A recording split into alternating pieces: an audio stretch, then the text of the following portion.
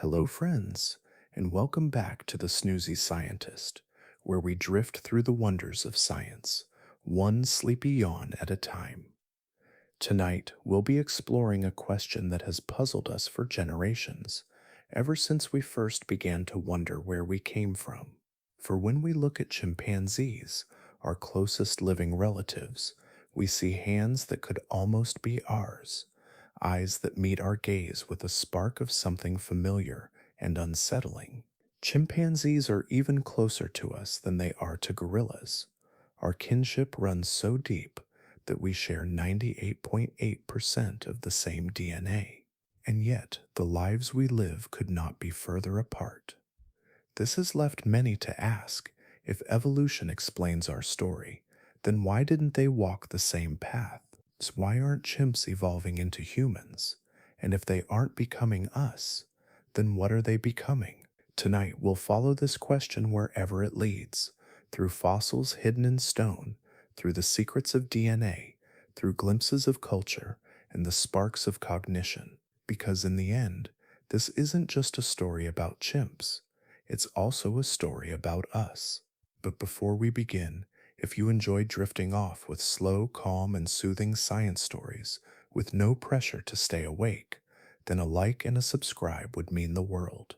It helps this channel grow, and it helps others like you find their way here. And if you'd be so kind, let me know in the comments, where are you listening from tonight, and what time is it there? I love seeing how far these quiet explorations travel. So now, take a deep breath, let your shoulders soften, and together, let's step quietly into the forests where our cousins still live and ask the question that haunts us. It is easy to see why so many people carry the thought that chimps should eventually turn into humans. The idea feels almost natural. We look at their faces, their hands, the way they carry themselves, and there is a whisper of recognition. They look a little like us, and so the mind leaps ahead, imagining them on the same road, just a few steps behind. It is a simple picture, one that can be drawn in a child's sketchbook, with chimps at one end and humans at the other, as if time itself were nudging them forward toward our reflection. This picture has been reinforced for over a century by the famous drawing of the so-called March of Progress. You have likely seen it, perhaps in a textbook, on a poster, or in a museum display. The image begins with a small stooped ape, followed by a slightly larger, more upright figure, then a shaggy cave dweller with tools, and finally a modern human walking tall with confident stride. The line seems so clear, so obvious, that it feels like truth carved in stone. Yet the drawing, as simple and compelling as it is, has planted a misconception that refuses to let go. It suggests that all apes are marching along one single path, each destined to arrive where we are now, if only they wait long enough. The trouble with that image is that it tells a story evolution never wrote. Life does not climb a staircase, rung after rung, with a final goal waiting at the top. Life branches outward like a tree, with countless twigs and stems spreading in every direction. Some branches grow thick and strong, some remain slender and delicate, and some are pruned away by time. Humans are not the top of the tree. We are only one branch, unique in its own way, but no more the final destination than the others that sprouted beside us. When people imagine chimps becoming human, they are caught in the shadow of this march of progress drawing. It tempts us to believe there is a ladder, and that we happen to be standing on the highest rung. If that were true, then chimps would be climbing after us, slowly shedding their fur, learning to speak, and building little fires of their own. But that is not how change unfolds in nature. Chimps are not failed humans. They are not waiting to catch up. They are a species that has been evolving on its own path for millions of years, shaped by forests, food, predators, and the pressures of their environment, just as we have been shaped by ours. Imagine two rivers flowing from the same mountain spring. At the start, they are nearly identical. clear and narrow, trickling over the same stones. But as they wind across the land, they split, one turning into broad waterfalls that carve valleys, the other meandering quietly through thick forests. Both are real, both are beautiful, and both carry the imprint of where they traveled. To ask why the quiet river did not become a waterfall is to misunderstand that they were always flowing in different directions. So it is with humans and chimps. The fascination of the question remains powerful because it touches on identity. To wonder why chimps are not becoming us is to wonder what it means to be us. It presses against our sense of uniqueness, as though our place in the world might be less secure if our cousins were walking toward us step by step. The truth is that they are not standing still. Their bodies, their behaviors, even their genes are changing with every generation. They face new diseases, shifting climates, and the growing shadow of human activity. Each challenge exerts pressure, and in response, chimps adapt. They are evolving, but not into humans. They are evolving into the future of chimps. This correction does not lessen their importance. If anything, it deepens it. Knowing that evolution is a tree rather than a ladder shows us that our cousins are not primitive versions of ourselves. They are fellow travelers, carrying the legacy of a shared ancestor, but also carrying futures we will never know. They represent possibilities that branched away from us long ago, reminders that survival is never about catching up to someone else. It is about fitting the world as it changes beneath your feet, or beneath your hands, gripping branches in the canopy. And so the question, while framed in the wrong way, remains strangely powerful. It exposes how easy it is to be misled by pictures and stories, how simple it is to believe that life has a single direction. It opens the door to a richer truth that evolution has no finish line, no ladder, no crown.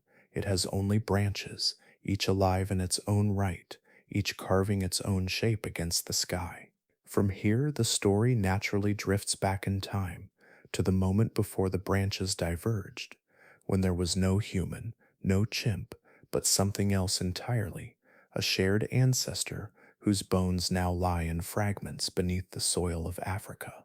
To understand why chimps did not become us, the story must be traced further back in time to an age when there were no humans and no chimpanzees as we know them today. Imagine East Africa between 5 and 7 million years ago.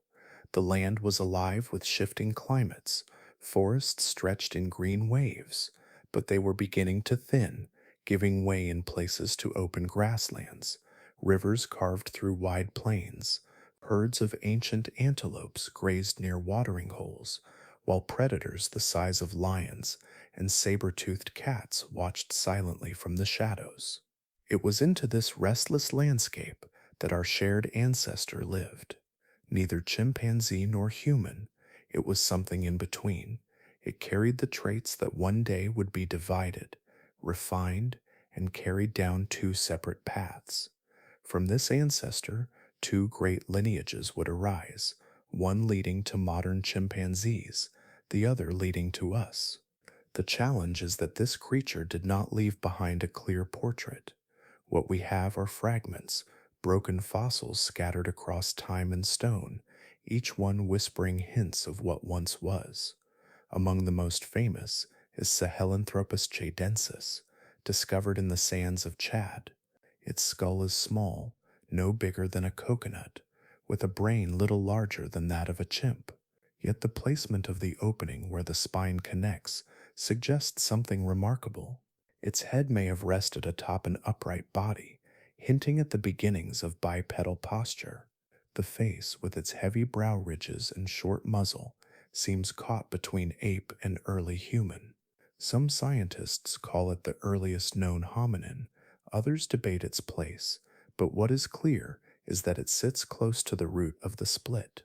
Another fossil, Orantugenensis, comes from the hills of Kenya, nicknamed the Millennium Man because it was found in the year 2000. It offers another glimpse into that uncertain dawn.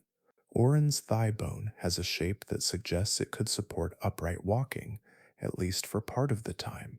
Yet its arms and curved finger bones reveal it was still very much at home in the trees. In its daily life, it may have climbed into the canopy for safety or food, then returned to the ground to forage and move between groves. This mix of traits tells us that the transition from forest dweller to ground walker was not sudden, but a slow balancing act between two worlds. Picture the life of such a creature. At sunrise, it might have climbed down from branches where it built a simple nest for the night. It would have foraged for fruits, roots, or leaves, perhaps cracked nuts with stones or stripped bark for insects. It would have needed to watch constantly for danger, for the grass concealed predators waiting for an easy meal. Survival depended on quickness of mind and body, on awareness of the shifting landscape. These were fragile beings, yet their persistence carried forward the spark of a lineage that would branch again and again. The shared ancestor is elusive not only because of the scarcity of fossils, but also because evolution does not draw clean lines. Species shade into one another like colors blending on a canvas. What we call Sahelanthropus or Aran may not be direct ancestors, but close cousins, representatives of the many experiments nature was running at the time. Some of those experiments failed and vanished. Others carried traits that endured, passed on through countless generations until they reached both chimpanzees and humans. In this way, our common origin is less a single figure and more a cluster of beings living in scattered pockets of Africa, each adapting in its own way. Some stayed in dense forests, holding tight to the safety of trees. Others tested the edges of open ground, experimenting with upright posture and freer hands. It was this subtle divergence that would, over millions of years, lead to the deep split between chimpanzee and human. What remains most powerful about this idea is that it reframes our relationship. Chimps are not behind us on a ladder, they are beside us on the tree, their branch and ours growing from the same ancient root. And if you could trace the lines of descent backward, past all the cultures, past the inventions, past even the first humans, you would arrive at a single population of apes in East Africa standing on the threshold of change. From that population came two destinies. One would remain in the forests, becoming the agile, intelligent chimpanzees we know today. The other would step gradually into the open savanna, reshaped by new challenges, giving rise to the long line of hominins that would eventually lead to us. And so the trail of fossils, as incomplete as it may be, brings us to the point where the road divided, a place where there was no chimp and no human, but only the root that would branch into both. From here, the journey continues into the great split itself, as climate and landscape carve different futures from the same beginning. The story of our divergence from chimpanzees did not happen in a single moment. It unfolded slowly, shaped by a restless earth that was always changing. Around 5 to 6 million years ago, Africa's climate began to shift. What had once been thick, unbroken forests began to fragment. Rain patterns altered, rivers wandered, and the land itself opened into a mosaic of habitats. In some places, the trees thinned, and the ground stretched wider, covered in grasses and shrubs. In other places, the canopy remained dense, shadowed, and humid, sheltering life that still clung to the security of the forest. For creatures living in this shifting world, survival meant choice, though not conscious choice as we might imagine it. Populations separated by rivers or drier stretches of land found themselves facing different challenges. Some groups stayed within the shrinking forests, relying on the branches that had always provided fruit, safety, and shelter. Others found themselves pushed to the edges of open spaces where food was scattered and predators had a clearer view. Each environment applied its own pressure, sculpting bodies and behaviors little by little over countless generations. The ones who stayed among the trees kept the skills of climbing and the strength to swing from branch to branch. Their hands remained powerful, their arms long, their shoulders flexible, perfectly tuned to life in the canopy. They became the ancestors of what we now call proto-chimps, creatures who thrived in a world where height and agility meant survival. They could reach fruits hidden high above, flee upward when danger lurked below, and build nightly nests out of leaves to cradle their young against the darkness. Those who ventured into the open plains faced a very different test. Without the cover of branches, they needed new strategies. On the savannah, the horizon stretched wide, with grasslands broken by scattered trees and thorny shrubs. Predators prowled these spaces, swift cats and packs of hyenas, and the only safety was often in numbers or an early warning. Here, the ability to glance above the grass and see further carried advantage. Some apes began to spend more time upright, standing on two legs to scan the landscape. This posture freed their hands, which could then be used for carrying food, gathering roots, or perhaps even tossing stones to startle a predator. These were the early proto-humans, shaped by the openness of the savanna.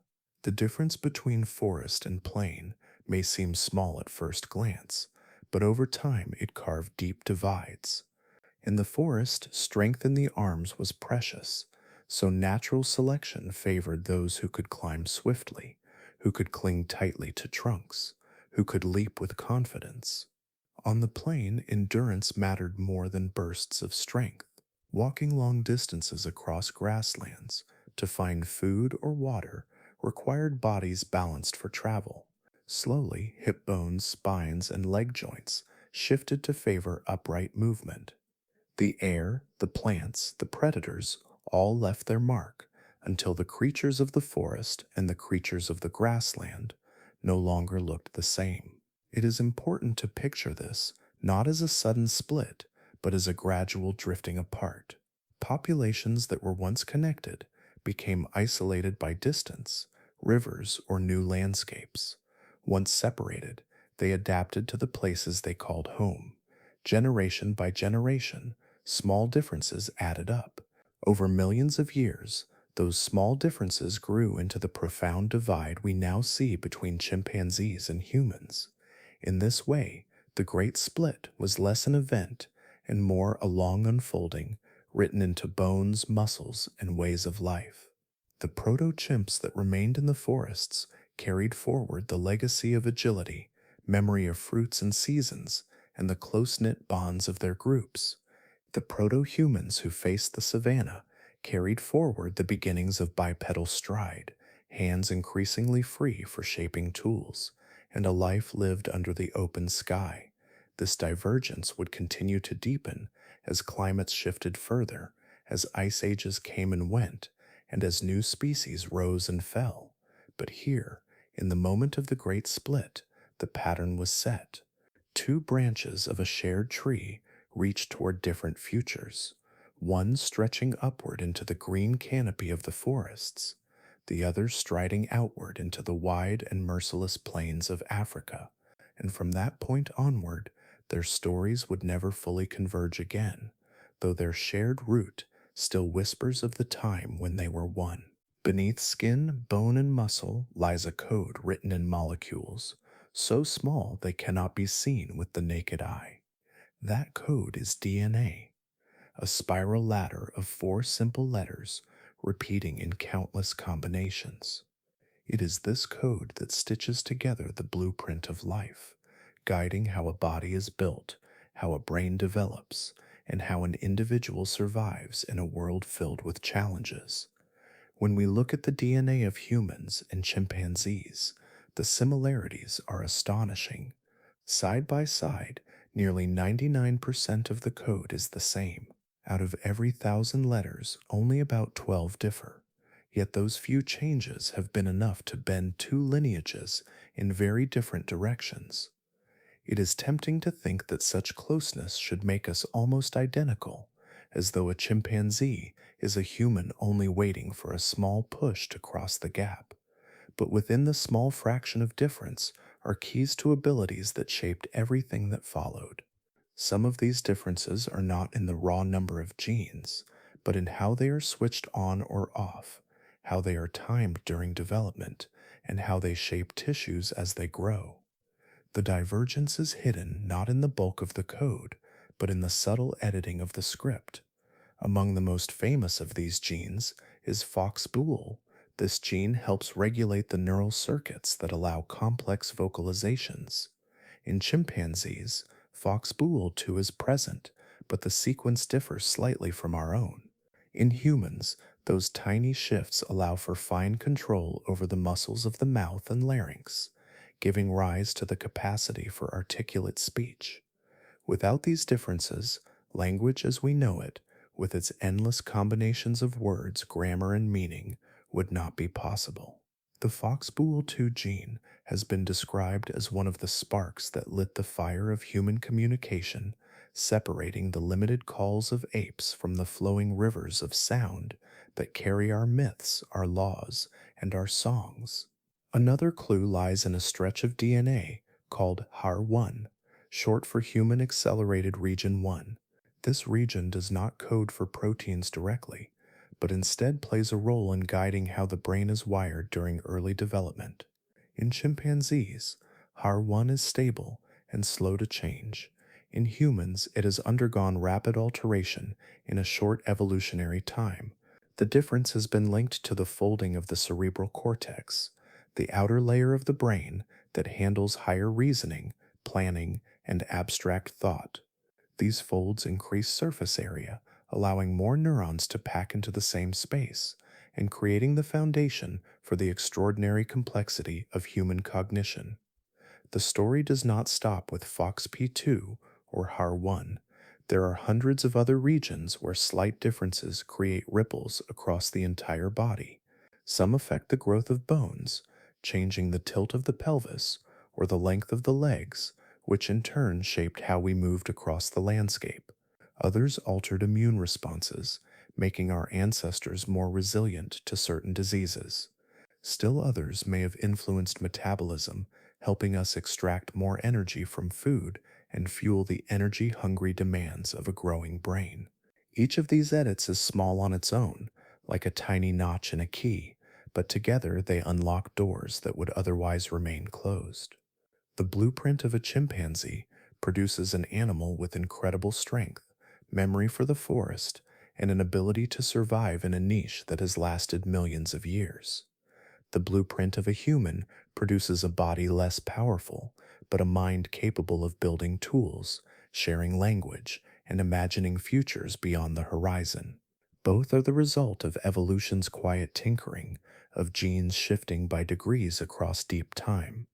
What makes these genetic changes so striking is not only what they allowed us to do, but how few they are. Out of billions of letters in the genetic code, only a handful separate the chimpanzee's life in the forest from our own journey into space. The divide is not a wide canyon, but a narrow stream crossed long ago by subtle changes that built on one another until the difference could no longer be ignored.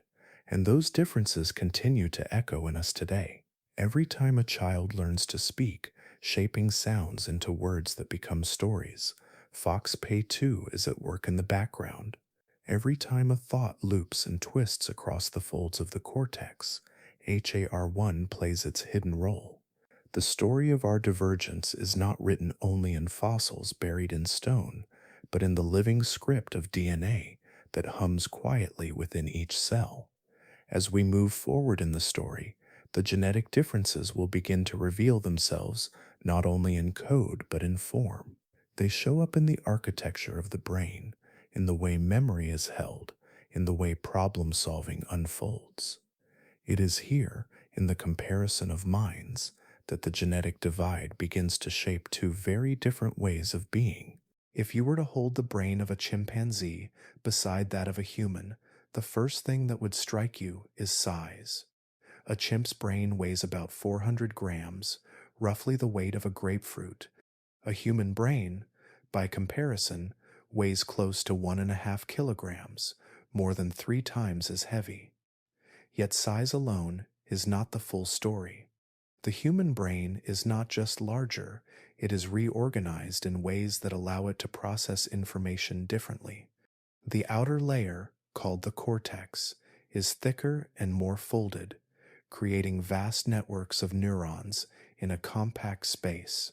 These folds are like valleys and ridges that dramatically increase the surface area, packing in more processing power without enlarging the skull too much. This reorganization is especially visible in the prefrontal cortex, the region just behind the forehead. In humans, it is expanded far beyond what is found in other primates. This region governs planning, decision-making, social behavior, and imagination. It is here that humans picture events before they happen, weigh possibilities, and craft strategies that stretch far into the future. For chimpanzees, the prefrontal cortex is smaller, yet their brains are finely tuned for the lives they live. Their memory, spatial awareness, and ability to navigate complex social hierarchies are remarkable. In their own environment, these strengths are every bit as crucial as human foresight is in ours. One of the most striking differences lies in language. Human brains carry specialized regions, like Broca's area and Wernicke's area, which work together to produce and comprehend speech. Neurons in these areas connect to muscles in the tongue, lips, and larynx, coordinating the fine movements needed for words. Chimps can vocalize, and they use a rich variety of calls, but they do not have the same intricate neural wiring. Their communication relies on sounds, gestures, and expressions that convey meaning in the forest but do not build into grammar and storytelling. This difference in brain wiring helps explain why human culture could expand so dramatically through shared knowledge, while chimpanzee culture, though real and fascinating, remains limited to what can be imitated in daily life. Yet, to assume that the chimpanzee brain is somehow less impressive is to miss its elegance. Scientists have run experiments that reveal astonishing abilities. In one famous study, chimps were shown a series of numbers on a screen. After only a brief glance, the numbers were covered, and the chimp had to tap them in the correct order from memory. Human volunteers struggled with the task. The chimps, however, excelled, recalling the positions with lightning precision. Their short-term memory outperformed ours, reflecting the needs of a life lived in a dense and dangerous forest, where remembering the location of fruits, branches, and threats could mean the difference between life and death. Spatial memory is another arena where chimps shine. They can recall the locations of hundreds of fruit trees spread across vast territories, navigating by memory and mental maps that guide them from one resource to another. While humans rely on tools like maps or GPS to navigate cities, chimps carry the layout of their forests in their minds, a living atlas stored in their neural circuits. These skills reflect a brain designed not for writing novels or building machines, but for surviving in a world where every sound, every branch, and every shadow matters. The human brain, with its expanded cortex, pays a price for its growth. It is energetically expensive, consuming about 1/5 of the calories we eat. Chimps, with their smaller brains, require less fuel, leaving more energy for the powerful muscles that make them far stronger than us. In fact, pound for pound, a chimpanzee's muscles can deliver nearly twice the force of a human's. This balance between brain and body highlights how evolution shaped each lineage differently, sculpting humans for thought and chimps for strength and agility. To look at the two brains side by side is to see two answers to the same ancient question of survival. Humans invested in long-term planning, abstract thought, and complex cooperation, which eventually led to technology and civilization. Chimps' refined memory, awareness, and raw power, which have kept them alive in the forest for millions of years. Both are extraordinary in their own right, tailored to different paths carved from the same root. And as the story continues, these neural differences will begin to echo outward into hands that grasp and shape, tools that are made and used, and the very way each species interacts with the world around them. If the brain set humans and chimpanzees on different courses, the hands carried those differences into the world. To look closely at a chimpanzee's hand is to see a design tuned for the forest. The fingers are long, the palms broad, and the thumb short compared to our own. These proportions give them a grip of astonishing strength. A chimp can curl its fingers around a branch and suspend its full weight with ease, swinging from tree to tree with fluid power. The muscles that anchor the forearm to the hand are thick and robust, pulling the fingers tight like steel cables. Even a young chimp can grip with more force than a human adult, a reminder of the physical world in which they must live. When a chimp climbs, the hand becomes more than a tool, it becomes a lifeline. Every vine, every branch, every leap depends on that grip. The forest canopy is high, and a misstep could mean injury or death.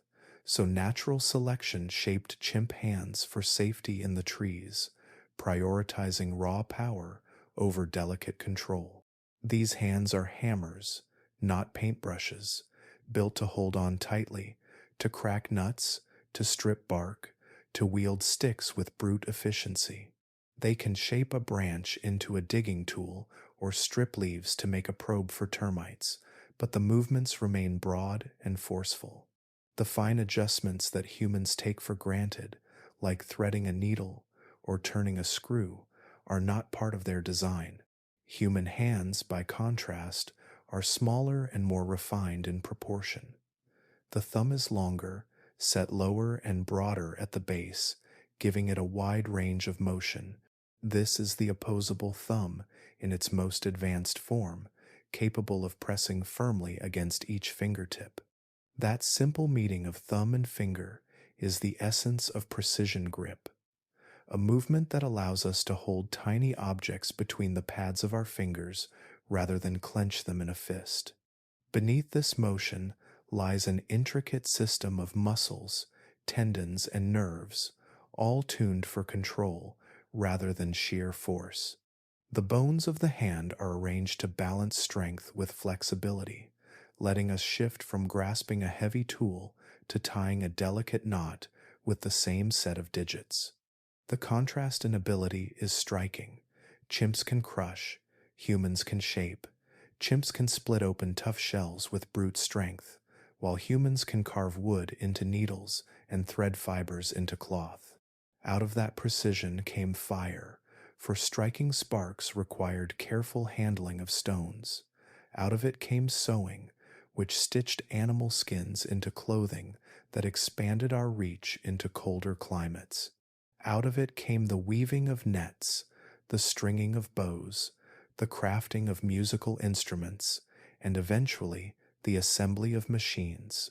Human hands built spaceships that left the planet behind, each bolt tightened by fingers once designed to grasp branches.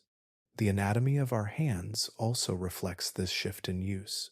The fingertips of humans are broad and padded, packed with nerve endings that make them exquisitely sensitive. This sensitivity lets us feel the texture of surfaces, the slip of an object before it falls, the difference between rough stone and smooth shell.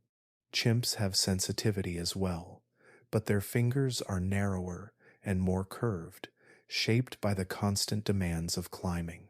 The curve fits the branch, while our flat fingertips fit the work of shaping, writing, and creating. Even the brain and the hand are linked in this divergence. In humans, large portions of the motor cortex are devoted to the movements of the fingers and thumb. The brain spends enormous resources controlling and sensing what the hands are doing. This feedback loop allows incredible refinement down to the smallest movements. In chimps, the loop exists too, but it is directed towards strength and grip, tuned for the immediate and powerful needs of their environment. The difference is not a matter of better or worse, it is a matter of survival. For chimps, a hand that can cling with fierce power is a hand that keeps them alive. For humans, a hand that can control fire, sew clothing, or chip a stone into a blade is a hand that opened paths into new worlds. The divergence between strength and precision became one of the great turning points in our shared story, setting our branch of the family tree on a course where hands and minds work together to transform landscapes, shape cultures, and eventually reach beyond Earth itself. As the story continues, those hands will meet another defining trait, the choice to walk upright, a shift that freed them completely and gave them even more opportunity to shape the future. Among the many traits that separate humans from our closest relatives, the choice of posture may seem deceptively simple. Yet the moment our ancestors began walking on two legs instead of four marked one of the greatest turning points in our story. Bipedalism changed everything.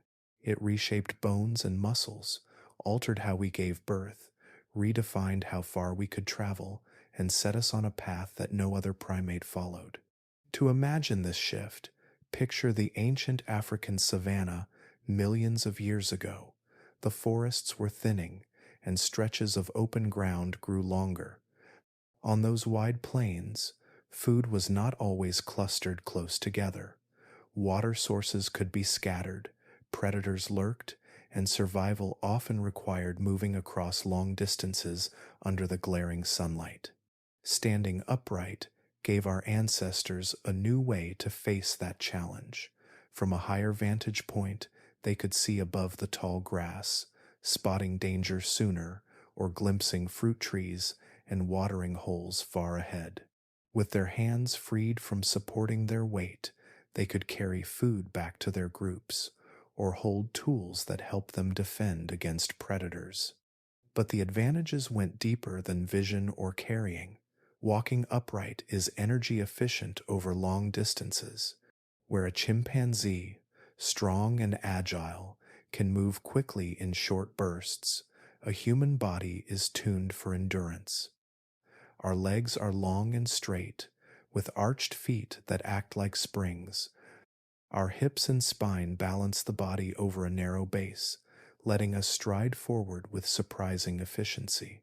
A chimp moving on two legs can manage only for short periods before tiring, but humans can walk for hours, even days, covering miles of terrain that would exhaust most other primates. This endurance became one of our hidden strengths. It allowed early humans to follow herds of animals, to scavenge from carcasses, and eventually to become skilled persistence hunters, tracking prey until sheer stamina gave them the advantage. Yet, walking upright came with costs. The reconfiguration of the pelvis that made bipedalism possible also narrowed the birth canal. At the same time, human brains were expanding, meaning infants were born with larger heads. This combination created one of the most dangerous challenges in human survival: childbirth. Unlike most other primates, where birth is relatively straightforward, human mothers faced great difficulty. The process was painful, risky, and required assistance. Some scientists suggest that this very difficulty encouraged stronger social bonds, as mothers needed help from others in their group, weaving cooperation more deeply into our survival. There were other trade-offs as well. Our bodies lost some of the raw speed and agility of our quadrupedal relatives.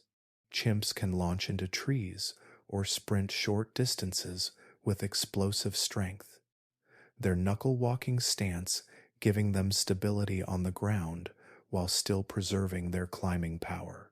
Their spines and shoulders remain angled for strength, not balance, allowing them to climb vertical trunks or swing with ease. Humans gave up much of this.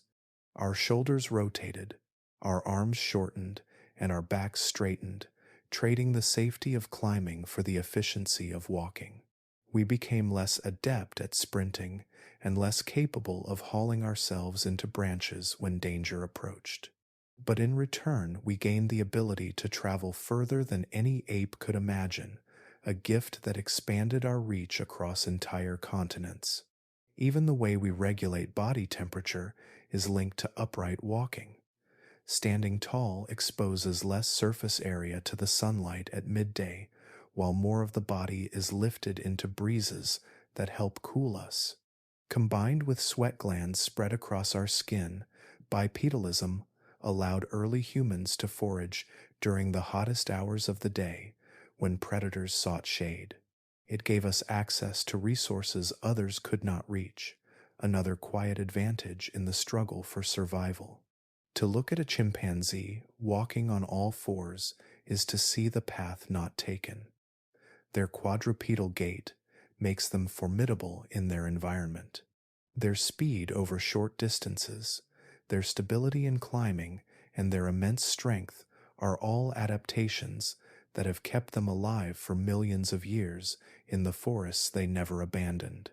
To look at a human walking upright is to see the branch of the family that committed to endurance, to open horizons, to journeys measured not in minutes but in days. Both paths carry beauty, both carry cost. From the vantage point of bipedalism, the story of humanity opened into new possibilities. With free hands came tools, with endurance came migration, and with altered hips and spines came the challenges of survival in a body that was both fragile and resilient. As we follow the thread further, those free hands would one day find fire, a discovery that would change the very fuel of our bodies and minds. Long before cities, long before farming, and long before the first sparks of written language, there was another kind of spark that changed everything: fire. For millions of years, our ancestors lived much like other primates, eating raw plants, fruits, and the occasional scraps of meat. But somewhere in the deep past, perhaps more than 1 million years ago, small bands of humans gathered around flames that transformed not just their nights, but their very bodies. Cooking did something that no raw diet could achieve. It unlocked energy. Raw food takes time and effort to chew and digest. A chimpanzee, for example, can spend up to 6 hours every day chewing through leaves, stems, and raw fruits to fuel its powerful body. Their digestive systems are large, with long intestines that pull out as many calories as possible. Even so, the energy they gain is limited, and much of it is lost in the hard work of processing raw fiber. This puts a ceiling on how large their brains can grow, because brain tissue is one of the most energy-demanding organs in the body. Humans took a different path. When food was placed in fire, something extraordinary happened. Heat broke down fibers, softened roots and meats, and released calories that were otherwise locked away. A tuber that would have taken hours to chew raw could be roasted until it was soft and easy to eat, delivering more energy in less time. Meat cooked over flames became safer, killing parasites and bacteria, while also requiring less force to chew. Grains, nuts, and seeds could be ground and roasted, transformed into new forms that our ancestors could digest with far less effort. The difference was not subtle. Studies of modern nutrition suggest that cooking can increase the available calories in some foods by as much as 1/3. That boost meant that humans could feed both their bodies and their growing brains without expanding their digestive tracts. While chimps devoted their anatomy to large guts for processing raw food, humans shifted energy upward, shrinking the intestines and enlarging the brain case. It was a trade that changed the architecture of the body, a reshuffling of resources that set us on a course toward thought and imagination. To picture this in everyday life, imagine a group of early humans gathered around embers at dusk. They are chewing roasted roots that peel apart in soft strands, sharing meat charred at the edges, perhaps cracking bones to suck the marrow inside. Each bite is richer than what any chimp could find in the forest, each swallow quicker and easier. The fire provides more than warmth and protection, it feeds the brain itself. With more calories available, brains could expand across generations, allowing for more neurons, more connections, more capacity to imagine and to plan. The link between fire and thought is visible in the fossil record. Around the time controlled fire became part of daily life, skulls of our ancestors show a marked increase in brain size. From just over 600 cubic centimeters in earlier hominins, brain volume climbed toward the modern human average of about 1,400 cubic centimeters. This increase did not happen overnight, but the steady supply of energy from cooked food made it possible. Without that energy, the brain could never have grown so large, nor could it have sustained its constant demand for fuel. Even today, our brains consume about 1/5 of all the calories we eat. Fire also shaped our social lives. Gathering around flames drew groups together at night, keeping predators at bay and extending the day beyond sunset. This gave more time for interaction, for storytelling, and for building bonds. The glow of fire may have illuminated the first myths, the first songs, and the first shared laughter. While chimps settled into nests high in the trees, safe in the dark, humans sat on the ground with sparks rising into the night sky, weaving culture as naturally as they roasted their food. And so fire did more than cook meals, it rewrote destiny. It freed our jaws from endless chewing, it shrank our guts, it fed our brains, and it gave us time to think, dream, and create. The warmth of those early flames still lingers in us today, in every spark of thought that crosses the mind, in every shared meal that brings people together. As energy flowed upward to the brain, another change stirred quietly in the folds of the cortex. It was the rise of language, the ability to shape sounds into meaning, and to send thoughts from one mind into another with astonishing speed. As fire fed the brain and made new energy available, something else began to stir within the folds of the human mind. The sparks of thought that fire had nourished needed a way to leap from one individual to another. That way was language. Chimpanzees, our closest relatives, do have voices. They bark, scream, hoot, and pant. They use gestures, touch, and expression to signal danger or reassurance. Scientists working with captive chimps have even taught them to use sign language or symbolic keyboards, and some individuals have learned hundreds of signs, but even the most skilled chimp never invents grammar. Their signs remain single bursts of meaning, often repeated, sometimes combined, but never arranged into sentences that explain a past event or imagine a future one. A chimp can sign banana and want, but it cannot weave those words into a story of how the banana fell from the tree yesterday, or how it hopes to find one tomorrow. Humans stepped into a new realm. Our brains evolved regions specifically devoted to the coordination of sounds, meaning, and syntax. Broca's area, at the front of the brain, and Wernicke's area, further back, became bridges between thought and voice. These regions allowed us not only to label objects, but to link words into strings that conveyed relationships, actions, and possibilities. With this came the birth of myths, laws, songs, and promises. Language became a thread that stitched minds together, binding not just individuals, but entire groups. The effect was transformative. Imagine an early human group without language, relying only on gestures and calls. They could warn of danger, share food by pointing, and express emotion through touch. But their cooperation would be limited to what they could see and share in the moment. Now imagine the same group with language. One person can describe a water hole a day's walk away. Another can recall where fruit was found last season. A third can warn of a predator seen at dawn. Suddenly, knowledge is not bound to the present, but can be stretched across time and space, carried in words. Language also allowed imagination to be shared. A leader could propose a hunt, assigning roles before the prey was even in sight. A mother could teach a child how to shape stone into a blade by describing the steps. A group could sing together, synchronizing movement and deepening bonds. And perhaps most profoundly, people could begin to invent stories, myths that explained the world, and rules that bound the group together beyond blood ties.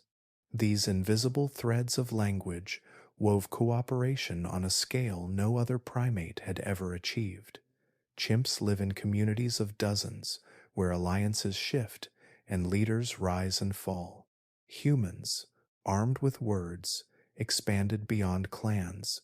Language made it possible for hundreds, and eventually thousands, to coordinate, even if they had never met face to face. Shared stories of identity, of kinship, of gods or ancestors united strangers into tribes and nations. It was through language that laws could be declared, histories recorded, and dreams imagined for the future. The power of this new tool reached even deeper into the human heart. With language, grief could be spoken aloud, and comfort could be offered not just in touch, but in words. With language, love could be promised, commitments made, and plans bound together. It allowed memory to become collective, not just carried in one brain, but preserved in the minds of many through shared telling. A story told around a fire could be repeated the next night, and the next, until it became tradition. This superpower of language transformed survival. It allowed cooperation to scale far beyond the small circles of family. It let people coordinate hunts, gather resources, and defend against threats as a single organism. The web of words gave rise to art, to music, to ritual, to science itself. With it, humans could imagine things that did not yet exist, then bring them into being. As words grew more complex, so too did the societies they supported. From whispered warnings in the dark to songs that echoed across valleys, language became the defining force of humanity. And from this river of words flowed culture, knowledge, and the ability to bind strangers into a shared vision. But the story of cooperation does not stop at language. Once people could speak, they could build social worlds larger and more intricate than any other primate had ever known. And those worlds, woven together by speech, would soon shape the very fabric of survival. In the quiet green of the forest, the lives of chimpanzees unfold in groups that are always shifting. A chimp community can include several dozen individuals, yet the bonds inside that community are fluid, changing with time, with mood, and with need. Alliances rise and fall like the tides. Two males may work together one season, grooming each other and joining forces to challenge a rival, only to drift apart the next. Leadership is not simply a matter of brute force, though strength matters greatly. The alpha male, the one who sits at the top of the hierarchy, must display aggression when needed, but he also secures his position by forging friendships. He grooms subordinates, protects allies, and sometimes allows others to share in food. In this constant dance, dominance is fragile, tested daily, and power can shift quickly when coalitions form against a leader who falters. At the heart of chimp society lies grooming. Fingers gently part the fur of another, searching for insects or debris, and in that act of touch, trust is built. Grooming is more than hygiene, it is currency. Time spent grooming earns protection, comfort, and loyalty. A chimp who grooms many others may rise in influence, not by force, but by weaving a web of trust across the group. Through grooming, the emotional glue of chimp communities is maintained, holding them together even as rivalries stir beneath the surface. The scale of these societies, however, is limited. Once a group grows too large, tensions mount, and splinter groups may form. The forest can only sustain so many mouths, and the constant need for food shapes the boundaries of community size. This balance keeps chimpanzee societies relatively small, intimate enough that every member knows the others personally, their histories written in memory and reinforced in daily interactions. Humans began in similar circles, but language and culture allowed those circles to grow far beyond what any chimpanzee could manage. Early human bands were not bound to a single forest. They roamed open landscapes, carrying stories that tied them together even when they were apart. Where chimps relied on grooming to strengthen bonds, humans began to use words, rituals, and shared beliefs. Myths told by firelight gave a group a sense of identity larger than the individual. Songs synchronized movement, dances united spirits, and shared symbols marked who belonged and who did not. This ability to imagine together scaled cooperation to new heights. A human could trust another not because they had groomed side by side for years, but because both believed in the same spirit, the same ancestor, the same story. Through shared myths, groups of dozens became groups of hundreds, and eventually thousands. Tribes could coordinate hunts, divide labor, and protect one another across wide distances, bound by stories and rules rather than personal grooming. The expansion of social scale altered survival itself. A lone chimp in the forest is vulnerable, but within a small community it finds protection. A lone human in the savannah is exposed, but a band of humans numbering in the hundreds can build defenses, plan hunts, and withstand challenges that no single individual could face. With larger groups came specialization. Some could hunt while others gathered, some could shape tools while others tended children, and in this way, resources stretched further. Cooperation became not only a tool of survival, but a pathway to thriving in environments that would have crushed smaller, less united groups. The human tendency to form massive tribes also reshaped conflict. While chimps may wage violent skirmishes at the borders of their territories, those clashes involve dozens at most. Human conflicts, once stories and identities grew strong enough, could mobilize hundreds or thousands, organized under leaders, symbols, and rules. The same capacity for unity that allowed farming villages and cities to rise also fueled the darker side of cooperation, where war and conquest became possible on scales unimaginable to other primates. Still, the difference between the two species rests not in morality, but in the mechanics of social life. Chimps live in shifting alliances, tied together by daily touch and memory, their societies intimate, fluid, and fragile.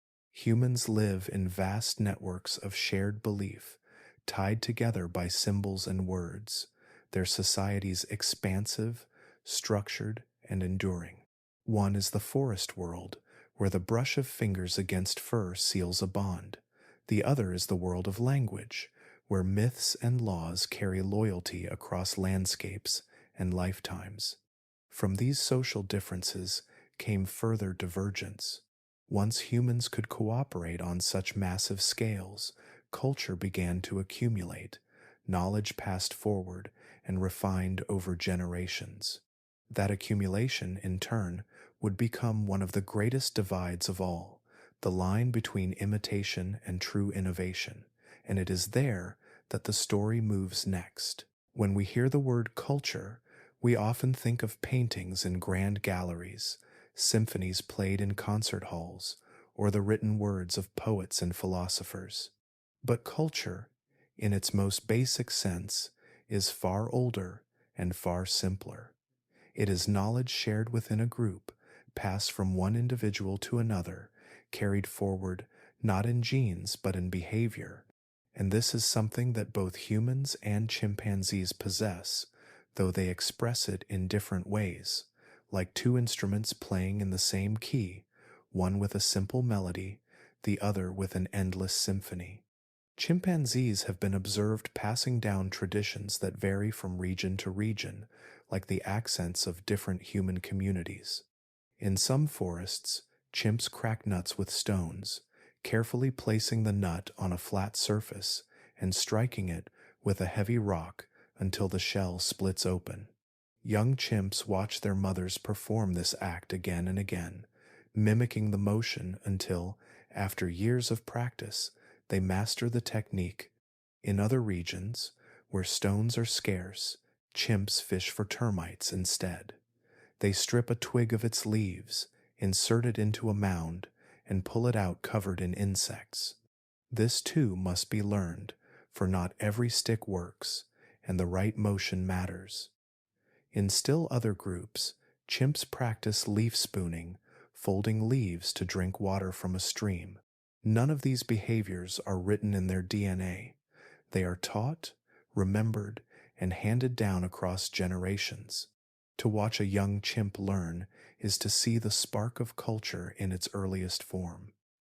There is patience, there is imitation, and there is the slow accumulation of skill. What makes these quirks cultural rather than instinctive is that they vary. A chimp born in one region may never learn nutcracking, while another, raised in a different forest, might never fish for termites. The traditions live in the group, not in the body. This reveals that chimpanzees do not live only by instinct. They live within societies where knowledge is shared and maintained. But the difference between chimp and human culture lies in scale and refinement. Where chimp traditions remain local and relatively simple, human culture grows layer upon layer, reaching across vast distances and deep into time. A stone tool used by an early human ancestor was not simply copied but improved upon, shaped more finely, sharpened more carefully. Fire, once discovered, was not only maintained but controlled, transported, and eventually harnessed in new ways. Over millennia, these refinements multiplied. Skills were no longer just taught by watching but explained with words, preserved in stories, and eventually recorded in writing. The line between imitation and innovation is the great divide. Chimpanzees imitate, but rarely do they innovate. They repeat what they have seen, but they do not often push it further, altering a tool to create something entirely new. Humans, by contrast, refine endlessly. A child may learn a song from a parent, but in time add a new verse. A potter may copy a design, but then invent a different pattern. A scientist may learn the theories of the past, but then propose something never imagined before. This accumulation of novelty, layered over generations, turns simple traditions into vast systems of culture. And culture does more than create tools or art. It creates memory. Knowledge once fragile, carried only in minds, began to endure. At first it was spoken, then painted on cave walls, then carved into symbols, then written on clay tablets and parchment. Each step preserved more of what came before. Where a chimpanzee's tradition may vanish if a group disappears, human culture endures, growing stronger as it is passed down through millennia. We carry the voices of ancestors we never met, not in our genes, but in the knowledge that flows through language, art, and ritual. To see the two side by side is to glimpse culture in two keys. In chimpanzees, it is the soft rhythm of daily survival, quirks of behavior that give flavor to life in the forest. In humans, it is the roaring tide of innovation, the endless accumulation of ideas that have built civilizations. Both are real, both matter, and both remind us that the spark of learning from others began long before us. From these cultural differences, the story moves deeper still into the way time itself shapes the growth of minds. For in the long childhood of humans lies another secret, one that gave us room to learn, to experiment, and to let culture expand into the endless ocean it would one day become. In the great forests where chimpanzees live, an infant clings tightly to its mother's body. For the first few months of life, it is never set down, carried everywhere on her chest or back, nourished by her milk, protected by her arms. Yet this period of dependence is surprisingly short. Within only a few years, the young chimp is moving with confidence, climbing trees, playing with companions, and learning to fend for itself. By the age of 5 or 6, it has begun to explore the world with a growing sense of independence. The rhythm of its development is shaped by survival. The sooner a young chimp can gather food, navigate branches, and defend itself against rivals, the stronger its chances of enduring in the unpredictable forest. Childhood in chimpanzees is short, intense, and practical. In humans, the picture is strikingly different. A human child remains dependent for far longer than a chimpanzee of the same age. Even at 5 or 6 years old, a human is still fragile, needing food to be prepared, clothing to be provided, dangers to be guarded against. Our young do not become self-sufficient until a decade has passed, and even then they are not fully ready for the responsibilities of adulthood. Puberty arrives late, sometimes not until the teenage years, and even then the brain continues to develop well into the 20s. This prolonged childhood is unlike almost any other primate, and it carries both risks and opportunities. On the surface, the risks are clear. A long period of vulnerability means that human children require constant care, shelter, and food. In ancient times, this meant mothers and fathers, siblings and grandparents, and often entire groups working together to ensure that children survived. A community that could not protect its young would vanish in only a few generations, but the very burden of this long childhood brought with it something extraordinary. Time. Time to learn, to watch, to practice, and to experiment without the immediate pressure of survival. Time to let the brain grow larger and more complex, weaving networks that could store knowledge, imagine possibilities, and eventually create culture. A chimpanzee child, eager to master climbing and nut cracking, must focus its attention on the skills that secure food and safety. Its learning is sharp but narrow. A human child, with years of protected dependence, can absorb not only practical lessons, but also stories, songs, rituals, and play. Play itself becomes a school. Through games of pretend, children practice social roles, test boundaries, and stretch imagination. Through language, they learn to share ideas not bound to the present moment, but tied to memory and to futures yet unseen. The long childhood gives room for these skills to take root. Inside the human brain, this extended timeline shapes the very growth of neurons. Connections remain plastic for longer, meaning they can be sculpted by experience. A child exposed to many words develops richer language pathways. A child who watches tools being crafted may later invent new ones. The brain becomes a canvas that remains wet with possibility for years, rather than drying too quickly into fixed patterns. This openness, born of delay, may have been one of the most important shifts in our evolution. The cost of such a strategy is heavy. Longer dependence means fewer offspring for each mother and greater danger if illness or hunger strikes the group. But the reward is profound. Each child that survives carries not just instinct, but accumulated wisdom, learned over a decade or more of listening, watching, and practicing. This allows knowledge to deepen across generations, for the lessons of grandparents to echo in the lives of grandchildren. In this way, culture is not only invented, but preserved and expanded. If we look at a group of chimpanzees in the wild, we see a society shaped by quick learners, each generation standing close to the edge of self-sufficiency. If we look at a human village, even in the most ancient times, we see a society shaped by children who are cared for, nurtured, and trained over long years. The difference is not in intelligence alone, but in the structure of life itself. Human childhood created a runway long enough for the mind to take flight. And once that flight began, it could carry us into realms no other species has reached. The long road to mind did not end with the child who first stood upright or the one who first struck stone against stone. It stretched onward, shaping the way language blossomed, the way fire was mastered, the way communities grew beyond clans into tribes, and beyond tribes into civilizations.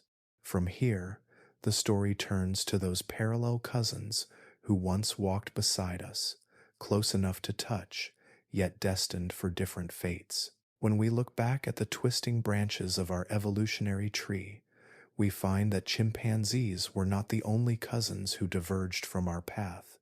For most of our history, we were not alone. The Earth once carried many human-like species, each shaped by its own environment, each carving out its own way of life. Among the closest of these were the Neanderthals and the Denisovans. They were not our ancestors in the direct sense, but parallel cousins, born from the same root yet walking different paths. The Neanderthals emerged in Europe and Western Asia more than 400,000 years ago. They lived through ice ages that carved the land into glaciers and valleys of stone. Their bodies were stocky, their limbs short, their chests broad, all adaptations to preserve warmth in bitterly cold climates. Their bones tell of strength beyond ours, with arms built for powerful movements and hands capable of gripping stone tools with unmatched force. When we picture them, it is easy to imagine figures wrapped in animal hides, faces lit by the glow of fire, enduring winters that would have broken weaker species. The Denisovans, by contrast, are known mostly through fragments of bone and traces of DNA found in the frozen caves of Siberia and the highlands of Tibet. Their existence was hidden from us until only a little over a decade ago, revealed not by full skeletons, but by the genetic fingerprints left inside a child's tooth and a piece of finger bone. What little we know tells us that Denisovans were close kin to Neanderthals, yet they carried their own unique adaptations. In their DNA lies evidence of high-altitude resilience, a gift that later passed into modern human populations in the Himalayas, allowing people today to thrive in thin mountain air where oxygen is scarce. For a long time, these cousins thrived. Neanderthals mastered fire, crafted tools, and hunted large game. They painted caves, buried their dead, and wore ornaments of shell and bone. They were not mindless brutes, as once imagined, but thinking, feeling beings who shared much of the emotional depth we call human. Denisovans, though less visible in the fossil record, left their mark in the genes of people across Asia and Oceania. Together, they represent entire lineages of humanity that once flourished. Yet, despite their strengths, neither Neanderthals nor Denisovans remain with us today. Around 40,000 years ago, their numbers dwindled and then disappeared. The reasons are many and tangled. Climate shifts may have shrunk their habitats. Competition with our own species may have strained their resources. Disease could have swept through small populations already stretched thin. Interbreeding with Homo sapiens also played its role, blending parts of their legacy into our blood even as their distinct identities faded. Still, the question lingers. Why did we survive when they did not? One possibility lies in our capacity for larger social networks. Where Neanderthals often lived in small, isolated groups, our species seems to have woven connections across larger distances, trading goods, sharing ideas, and offering mutual support. Another possibility is speed of innovation. Tools changed more rapidly in our hands, and symbols and language allowed us to carry knowledge further than any single lifetime. These subtle edges may have tipped the balance in times of crisis. Even so, survival was never a triumph over inferiors, but the result of chance and circumstance. Neanderthals endured the freezing steppes for hundreds of thousands of years, far longer than our species has yet existed. Denisovans passed on genes that shape the lives of millions today. Their disappearance is not a story of failure, but of fragile threads cut by time, and yet they are still with us in ways we cannot see at first glance. In the cells of modern humans lie fragments of Neanderthal DNA, influencing our immune systems, our skin, even the way our bodies respond to altitude or to sunlight. In the blood of Tibetan herders rests the Denisovan gift of endurance. They did not vanish completely. Instead, they left echoes of themselves inside us, carried silently from one generation to the next. When we think of chimps as our cousins, it is easy to forget that until recently, other cousins walked beside us as well. The Neanderthals and Denisovans remind us that we were never destined to be the only humans. The tree of life once spread wide with human branches, each as real and as alive as we are now. Their absence today is not just a matter of history, but a reminder of how narrow the path of survival can be. And with their story carried in our very genes, the journey continues, flowing into the next part of what it means to be human. Every step along the human journey carried with it a hidden toll. Evolution is not a gift-giving process, and every advantage is purchased at a cost. For all the marvels that set us apart, our bodies and minds bear scars of the trade-offs that shaped us. When our ancestors began walking upright, the world opened in new ways. They could carry food, hold infants close to their chest, and scan the horizon for danger. Yet this new posture placed stress on a body that had evolved for 4 limbs. The human spine became an elegant pillar of balance, but one under constant strain. The graceful curve that allows us to stand tall also makes us vulnerable to slipped discs, pinched nerves, and the aching pain of a lower back that never quite seems to rest. Where chimps move with the support of all 4 limbs, our skeleton pays for the privilege of standing free. The shape of our pelvis tells another story of compromise. As brains grew larger, infants developed with ever-expanding skulls. At the same time, walking upright narrowed the birth canal. These two forces pulled against each other, and the result is one of the most perilous journeys in nature, human childbirth. No other primate faces the same degree of danger during delivery. For chimps, birth is difficult but rarely fatal. For humans, it has been a leading cause of death for mothers and infants throughout history. The very intelligence that set us apart demanded that our children's first moments be a struggle between life and death. Even the brain itself, that extraordinary engine of thought and imagination, carries a hidden cost. Its size requires immense energy. A human brain consumes about 1/5 of all the calories our body uses each day, leaving less room for efficiency elsewhere. And as years stretch on, the brain becomes fragile in ways chimps rarely experience. Disorders like Alzheimer's disease and other dementias are far more common in humans. likely a side effect of our extended lifespans and the complexity of our neural wiring. Memory, once our greatest strength, becomes a vulnerability when the circuits begin to fray.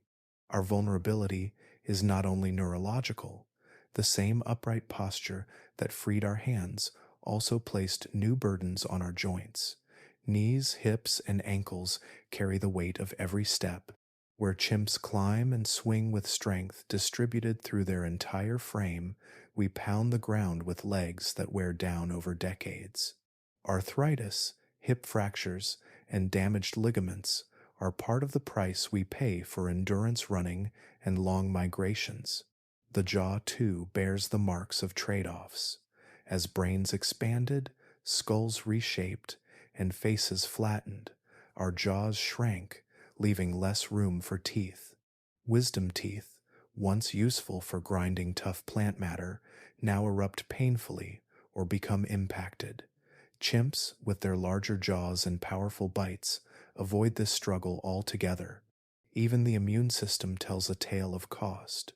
The complexity of our global networks, from massive tribes in ancient times to crowded cities today, exposed humans to pathogens at a scale most species never face. Our survival depended on an immune system that could adapt quickly, but this same flexibility left us prone to autoimmune disorders, where the body turns its defenses inward. These burdens remind us that evolution does not design with foresight. It works with what is available, sculpting creatures to survive the present moment, not to perfect the future. For every step forward, something else bends under the weight of change. Chimps, bound to forests, avoided some of these struggles. Their smaller brains spared them the crisis of childbirth. Their knuckle walking kept their spines aligned. Their shorter lives protected them from the slow unraveling of memory. Yet our trade-offs did not stop us. They marked us. Every backache, every fragile joint, every moment of struggle at birth is the shadow of choices carved by time and survival. Evolution gives nothing freely. To gain the spark of thought, the endurance to cross continents, and the imagination to build civilizations, we carried costs no other primate bore. And those costs became part of what it means to be human, even as the story moves onward into the ways change continues to shape both us and our cousins. It is easy to imagine chimpanzees as living fossils, unchanged since the days when our ancestors shared the same forests. Their dark eyes and powerful arms seem to carry the weight of deep time, as if they have been preserved in amber while we raced ahead. Yet this picture is not true. Chimps are not relics. They are not frozen in place, waiting on some ladder of progress. They are living creatures, adapting each day to the pressures of their world, as dynamic and evolving as any other species. Evolution never pauses. It is not a process of the past, but of the present. Just as our bodies and genes continue to shift in subtle ways, so too do the chimps. Their story did not stop when ours branched away.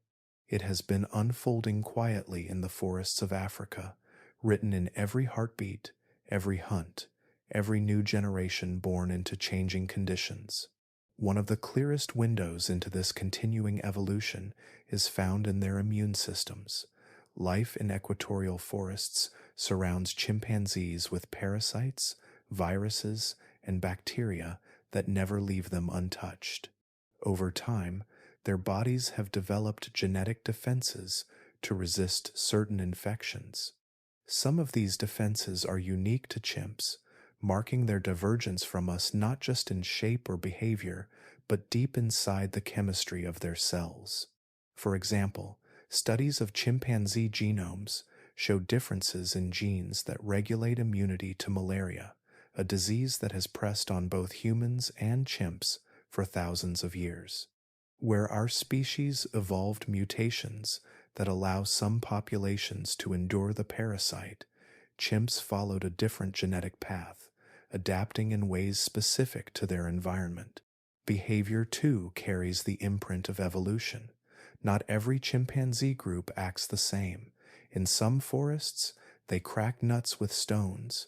In others, they never learn the practice. In one region, they dip for termites with stripped branches, while in another, they fish for algae along riverbanks. These are not random quirks, but survival strategies that are passed on through imitation and sometimes altered over time. What begins as a single clever idea can spread, becoming part of a group's identity. As habitats shift, these behaviors may change, and with them, the survival chances of those who use them. This cultural variation is itself a form of evolution, shaping chimpanzees in ways that extend beyond the body into the realm of knowledge. There are also changes in their social lives. Alpha males once thought to rule only through brute strength have been observed, leading with patience and alliance building. Some males gain power less by force than by grooming, sharing, and calming disputes. This shift in strategies suggests that social intelligence is under constant pressure, rewarding not only the strongest arms, but also the sharpest minds. In this way, chimpanzee societies continue to reshape themselves, testing which traits help a group thrive in the competition of daily life. Their environments, too, press on them with new demands.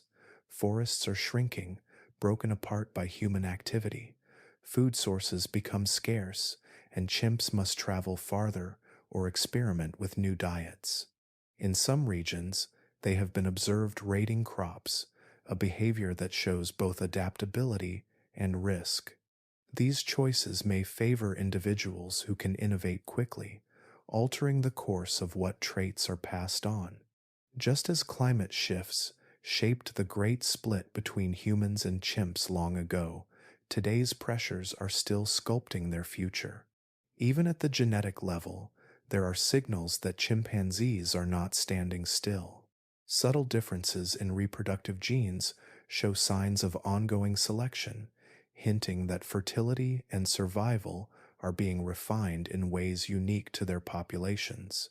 Over thousands of generations, these small shifts accumulate, building into changes that future scientists may recognize as distinct chapters in the chimpanzee lineage. To watch a chimp sit quietly in the dappled light of the forest canopy may feel like looking back in time, but what we are really seeing is life in motion. Every step they take, every child they raise, every adaptation they make is part of a living experiment as old as the earth itself. Chimps are not waiting to become human, nor are they trapped in some ancient mold. They are becoming themselves, generation after generation, carrying their own story forward, just as we do. And in this recognition lies a deeper truth that connects us, one that leads naturally into the ways we too continue to change, shaped by the same endless current of evolution. It is tempting to think of ourselves as finished, as though we have stepped off the conveyor belt of evolution and arrived at some final state. We picture ourselves as the completed form, polished and permanent, while other creatures are still in motion. Yet this idea is a mirage. We too are still changing, still adapting to the pressures of our environment, our diets, our diseases, and even the societies we build around ourselves. The story of humanity is not paused. It is still unfolding in real time, written into the very cells of our bodies. One of the clearest examples lies in something as ordinary as a glass of milk. For most of human history, adults could not digest lactose, the sugar found in milk. Like chimpanzees, our ancestors lost the ability to break it down after childhood. Then, in certain regions of the world, a genetic change appeared. It allowed adults to continue producing lactase, the enzyme that digests milk. This meant they could drink from their herds of cattle without discomfort, gaining a rich new source of calories, protein, and fat. The advantage was so great that the trait spread rapidly through populations. Today, many people of European, Middle Eastern, and some African backgrounds carry this adaptation, while others around the world still do not. A simple difference in diet left an imprint on our genes that reshaped human health and survival. Altitude offers another story of adaptation. The thin air of the high Himalayas and the high Andes carries far less oxygen than the lowlands, a challenge for anyone who climbs to such heights. For most people, living long at these elevations would strain the body, leading to fatigue, illness, or even death. But populations that have lived for thousands of years in these places, such as Tibetans and Quechua, developed genetic traits that help them thrive. Tibetans, for example, have a version of a gene inherited from Denisovan cousins that fine-tunes their blood's response to oxygen, allowing them to breathe easily where others would gasp for air. In the Andes, different mutations achieve similar results, showing how evolution can solve the same problem in more than one way. These changes arose, not in the deep past, but in relatively recent millennia, proof that evolution is ongoing. Disease has been another powerful sculptor of our genome. Malaria, carried by mosquitoes, has pressed on human populations across Africa and beyond for untold centuries. In response, genetic variations appeared that offer protection. The sickle cell trait, though dangerous when inherited from both parents, grants resistance when carried in just one copy. Other mutations, such as changes in the G6PD enzyme or variations in hemoglobin, also protect against the parasite. These defenses spread quickly in regions where malaria was deadly, even though they sometimes came with costs of their own. This balancing act between survival and side effects is the very essence of evolution in motion. Even in the modern age, where medicine seems to shield us, evolution has not stopped. Patterns of resistance to new diseases, differences in metabolism, and even fertility trends continue to shift the genetic landscape. As cities grow larger and diets grow more industrial, as climates warm and pathogens change, humans are being tested in ways that will leave marks on future generations. Our DNA is not static. It is being written and rewritten by the lives we lead today. These examples reveal a truth that is often overlooked. We are not standing apart from the flow of change, watching it happen to others. We are carried within it, shaped by forces as relentless as those that guide the chimpanzees in their forests.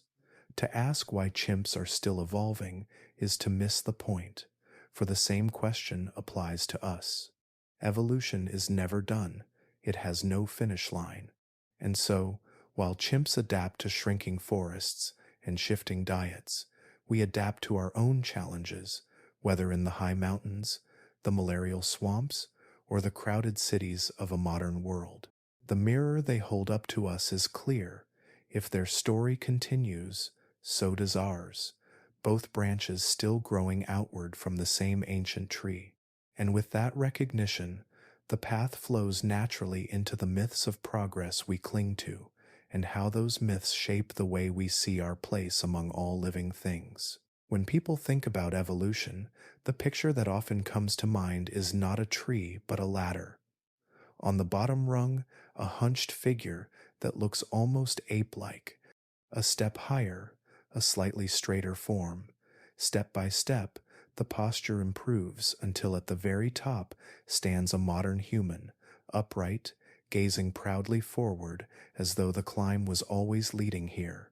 This image, the so-called March of Progress, has been printed in textbooks, posters, and magazines for decades, quietly shaping how we see ourselves. It whispers a message of destiny, that we are the pinnacle of evolution, the final achievement of nature's long struggle. It is an idea that flatters us. Humans love stories where we are the main character, the chosen one who rises above all others. We build myths of ascent because they give us a sense of purpose, as though all of time was working toward the invention of cities rockets, and art.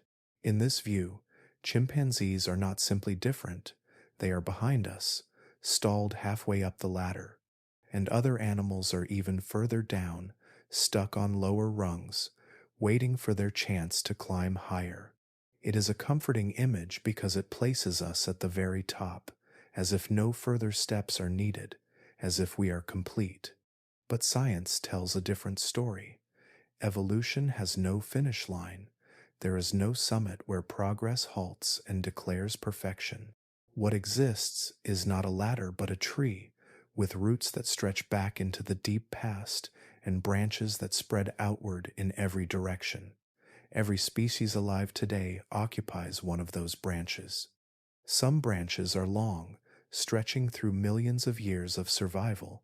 Others are short, ending in extinction. None are higher or lower. They are simply different paths, carved by the pressure of environment and chance. On this tree, humans are not perched at the top. We are simply one twig among countless others. The oak outside your window, the sparrow that perches in its branches, the fish in the river nearby, all are equally modern, equally shaped by the same patient hand of evolution. Chimpanzees are not waiting to become us. They are their own branch, flourishing in the environments where they fit best, just as we are in ours. The tree of life has no hierarchy, only connections. The myth of progress lingers because it feeds our ego. We want to believe that intelligence is the crown jewel, that all roads inevitably lead to thought, language, and technology. Yet intelligence is only one strategy. The jellyfish, drifting in the oceans for more than 500 million years, is a reminder that survival does not require skyscrapers or mathematics. The crocodile, armored and watchful, has outlasted entire dynasties of creatures by being perfectly suited to its watery world. Evolution rewards fitness to a niche, not progress toward a goal. When we look honestly at the tree of life, humility rises. Our species has walked the earth for only a brief moment compared to the long reigns of trilobites, ammonites, or dinosaurs. We carry fire and satellites, but we also carry fragility, with bodies prone to disease and minds vulnerable to error. Our place is not at the top, because there is no top, only the branching and branching again of life, exploring every possible shape and form. The tree does not tell a story of winners and losers. It tells a story of survival, of creatures tested by floods, droughts, ice, and fire, each finding a way to continue for as long as they can. We are here, not because we were destined to be, but because our branch held firm through the storms of time. The chimpanzees beside us, the birds above us, the insects underfoot, all share this same miracle of endurance. Understanding this breaks the spell of the ladder and replaces it with something richer. Instead of standing alone at the top, we are woven into a vast living web, kin to every creature we see. This view humbles the ego, but it also deepens the wonder. For in the branching tree of life, we are not the end, only a part, still growing outward, still unfinished, still writing the story of what it means to be alive. And this story flows onward into the thought experiments of what it might mean if other branches, like the chimps, had walked a path closer to ours. It is a question that slips quietly into the imagination.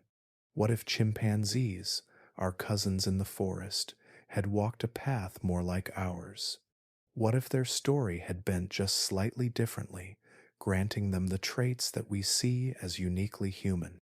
To explore this is to step into a thought experiment, not to rewrite history, but to stretch our sense of possibility. The first hurdle would be language. Chimps already have rich ways of communicating. They hoot, pant, drum on tree trunks, and gesture with subtlety that other chimps understand. But their voices are limited by the shape of their throats and tongues. To speak with words, they would need a restructured vocal tract, capable of forming the precise sounds that build into syllables. They would also need changes in the brain's wiring, the intricate circuits that give us grammar and the ability to string words together into stories. Without this, ideas cannot be passed forward with the same clarity. With it, a group of chimps could do far more than coordinate a hunt. They could build shared myths, plan for futures they had never seen, and knit individuals into something larger than themselves. Another key step would be fire. Fire is more than warmth and light. For humans, it was a turning point that unlocked the energy trapped in food. Cooking softened roots and meats, releasing calories that fueled larger brains. If chimps mastered fire, their diets would expand dramatically, giving them the surplus energy that intelligence demands. Fire would also offer protection from predators and a gathering place for social life, a hearth around which bonds could deepen. But fire is not an easy tool to tame. It requires control, patience, and knowledge that must be passed from one generation to the next. Endurance would also matter. Humans are not fast sprinters compared to many animals, but we are unmatched in our ability to run long distances across open landscapes. Our ancestors could track prey for hours under intense sunlight, their bodies cooled by sweat and their strides efficient over miles of savanna. Chimps, built for power and climbing, tire quickly on the ground. To follow our path, they would need reshaped limbs, longer legs, and the balance of a spine tuned for distance. Endurance hunting is not glamorous, but it was one of the engines that powered human survival. For chimps, adopting such traits would mean leaving behind much of what makes them perfectly suited to the trees. Tool use would also need to leap forward. Chimps already strip branches into fishing poles and crack nuts with stones. These behaviors show flashes of creativity, yet they do not accumulate across generations in the way human technology does. For chimps to become human-like, their tools would need to become cumulative, each invention built on the last. That shift requires not just clever hands, but also memory, teaching, and the ability to imagine a future need before it arrives. If all these traits came together: language, fire, endurance, cumulative tools, what then? Would we still call them chimps, or would they become something entirely new? The essence of a species is not simply its genes, but the whole package of traits that let it live in a niche. Once those traits shift too far, the old name no longer fits. A chimp that speaks, cooks, runs across plains, and builds technology would no longer be a chimp. It would be another branch, another kind of human, different from us but parallel in its achievements. Yet nature does not work toward these imagined futures.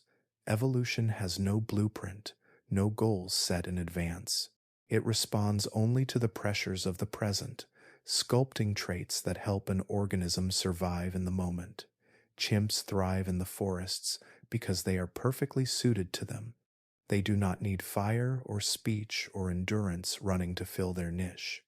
Asking why they did not become human is like asking why dolphins did not sprout wings or why crows did not grow gills.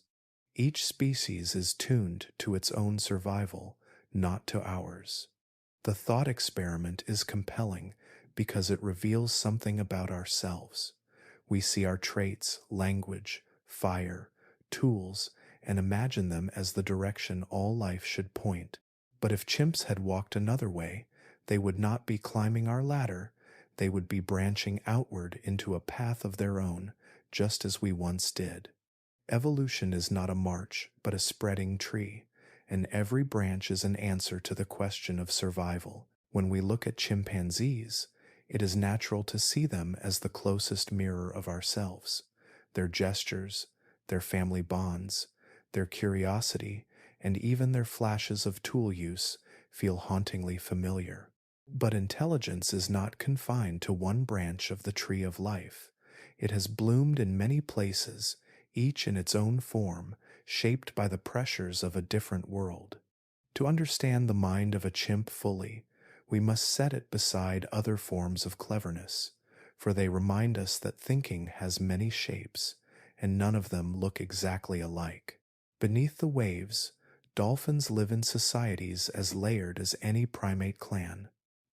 They whistle names to one another, using unique signature calls that act almost like identity tags. They coordinate hunts with precision, herding schools of fish into tight spirals before taking turns to feed. In some bays, they have been seen carrying sponges on their snouts, using them as tools to protect against sharp corals while they forage on the seafloor. These skills are not born of mimicry alone. They are taught, learned, and passed along, a cultural inheritance swimming through the oceans. The dolphin's brain, large and folded, hums with abilities that echo ours, yet it evolved in the silence of the sea, tuned to sonar and the endless expanse of water. On land, elephants move with slow majesty, but within their memory lies a depth that rivals any primate.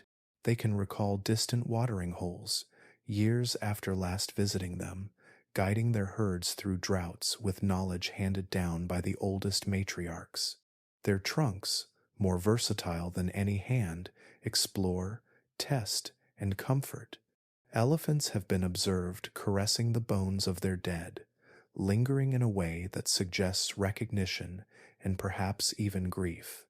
Their low rumbles, some too deep for our ears, carry across miles, binding families together in invisible threads of sound. The intelligence of elephants is not flashy, not marked by tools or fire, but by endurance, empathy, and memory that keeps entire lineages alive through hardship. In the air, crows and ravens reveal yet another face of cleverness. With beaks instead of hands, they still manage feats of tool use that astonish researchers. A crow may bend a wire into a hook to pull food from a tube, or drop hard nuts onto a busy road so that passing cars crack them open.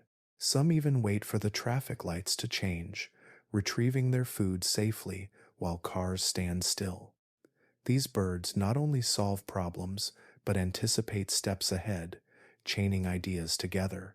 They recognize individual human faces and remember kindness or threat for years, sharing this knowledge with their flock. Their minds, packed into small feathered skulls, show that intelligence does not require a primate's body. And in the depths of the ocean, octopuses add still another form. With arms lined with suckers that can taste and touch, they navigate puzzles, open jars, and slip through mazes with eerie precision. An octopus can camouflage in an instant, shifting color and texture to vanish against coral or stone. They have been seen collecting coconut shells, carrying them for use as portable shelters, a kind of foresight rare in the animal world. Their nervous system is unlike ours, with much of it spread into their arms, giving each limb a degree of independence. To us, this is alien, but it shows that problem-solving and adaptability can thrive in bodies utterly different from our own. These examples remind us that intelligence is not a single road with humans at the end. It is a field of many trails, winding through forests, oceans, skies, and riverbanks. Each species carries the kind of mind it needs, whether it is the sonar-mapped world of dolphins, the resonant memory of elephants, the cunning of crows, or the dexterity of octopuses. Chimpanzees are one mirror, yes, but not the only one. When we widen the view, we see that cleverness is not a human invention, nor even a primate specialty. It is a pattern written again and again by evolution, showing us that the spark of thought takes many forms, each revealing a piece of what it means to be alive. And with this widening of perspective, the story of fossils that first blurred the line between ape and human comes into view. For centuries, the question of where humans came from lingered as a mystery, caught between myth and speculation. Bones were unearthed now and then, fragments of jaws or skulls, but they were rare and often misunderstood. Many clung to the idea that the gap between ape and human was too wide to bridge, that there was no clear evidence of creatures that looked like both. But slowly, the earth began to yield its secrets. In layers of ancient soil, in riverbeds and deserts, the bones of beings who no longer walk among us came to light. And with each discovery, the line between ape and human grew thinner, blurred into shapes that seemed to carry a piece of both worlds. Among the most famous is Lucy, the tiny skeleton of a female Australopithecus afarensis found in Ethiopia in 1974. She stood barely over 3 feet tall, with arms long enough for climbing but hips and legs shaped for walking upright. Her bones told a story that no myth could match. Here was a creature that still bore the face of an ape but walked on 2 legs across the savannah. She lived more than 3 million years ago, long before stone tools or fire, yet she carried the blueprint of our gait. The arches of her feet, the tilt of her pelvis, the curve of her spine all whispered that bipedalism was already well underway. When scientists pieced her together, the world saw for the first time a body that was not quite human, yet unmistakably on the path. Lucy became an icon, not because she was unique, but because she showed that the transition was real, written into bone rather than imagined in art. Years later, another remarkable discovery came from the soils of Ethiopia, this time older still. Ardipithecus ramidus, known simply as Ardi, lived about 4.5 million years ago. Her skeleton painted an even more complex picture. Unlike Lucy, Ardi had a grasping big toe, useful for climbing trees, yet her pelvis suggested she could walk upright on the ground.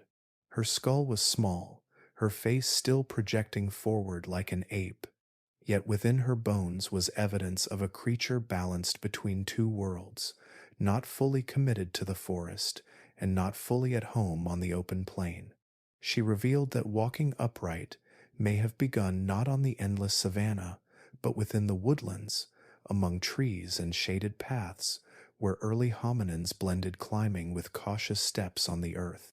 What made both Lucy and Ardi extraordinary was not just their age, but their ability to collapse the divide people once imagined. They showed that there was no sudden leap from ape to human, no single moment where one ended and the other began. Instead, there was a long gradient of forms, bodies that mixed features we now divide too sharply. Lucy's hips told us she walked like us, but her shoulders told us she still clung to branches. Ardi's feet showed a life among trees, yet her pelvis hinted at futures spent under sunlight. Each fossil became a page in the book of transition, teaching us that what we call human was built slowly, bone by bone, step by step. Their stories also remind us that fossils are rare gifts, fragile things that survive only when conditions align. For every Lucy or Ardi, there are countless others whose bones were scattered, dissolved, or lost forever to time.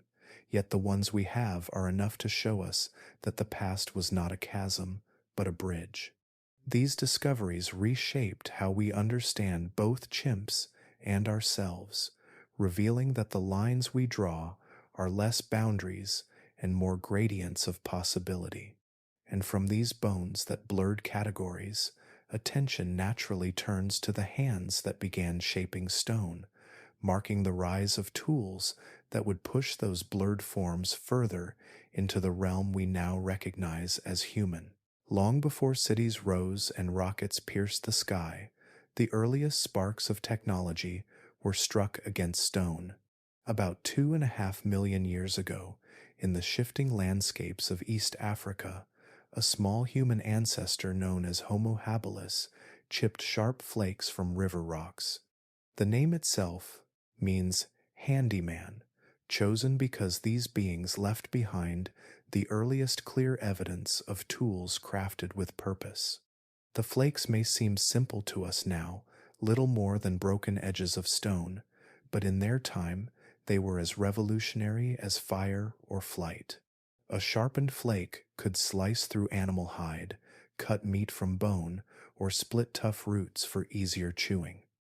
With these tools, calories that were once locked away became suddenly accessible. The marrow inside bones, rich in fat, could be reached. The meat of larger animals, too difficult to tear with teeth alone, could now be carved and shared. Each cut of stone carried with it more than just nourishment. It carried a new kind of possibility. What set Homo habilis apart was not just the act of using tools, but the act of making them. Many animals use objects from the environment. Chimps strip branches into fishing sticks, sea otters pound shells open with rocks, and crows bend twigs to hook hidden food. But in all these cases, the tools are borrowed, shaped slightly, and then discarded. With Homo habilis, a shift occurred. Rocks were deliberately struck against one another, flakes carefully selected, edges sharpened to serve a purpose. This was not only tool use, but tool making, and it left behind an archaeological record etched into the very stones of ancient riverbeds. What makes the difference even clearer is the way these tools built upon themselves. With chimps, a stick is a stick. A termite fishing pole today looks no different from one 1,000 years ago. The knowledge does not accumulate across generations. It is passed on through imitation, but rarely refined. Humans broke free of that boundary. A chipped flake was improved by a sharper blow. A sharper blow led to a better edge, and better edges led to new uses. Over time, flakes became hand axes, axes became spears, and spears evolved into tools tipped with stone and fire-hardened points. This process, known as cumulative culture, meant that each generation did not start from zero, but stood on the shoulders of the one before. Why chimps never crossed that threshold is a question that lingers.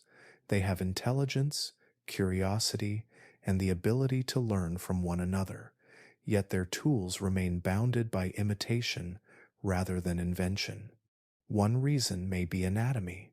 Their hands, though strong, are tuned for gripping branches and swinging through trees, less suited for the delicate strikes required to nap stone. Another reason may be cognition. The leap from using a tool to reshaping the raw material itself requires foresight, the ability to see not just what the stone is, but what it could become. Humans, with brains tuned for imagining outcomes, began to see potential in the unshaped. Chimps, by contrast, remained masters of the immediate environment, perfectly adapted to their forests without needing to unlock the hidden edges of rock. Technology, once born, became a multiplier of intelligence. A sharp flake did not just make life easier, it freed time and energy. Less time was needed to chew tough food, less effort to scavenge calories.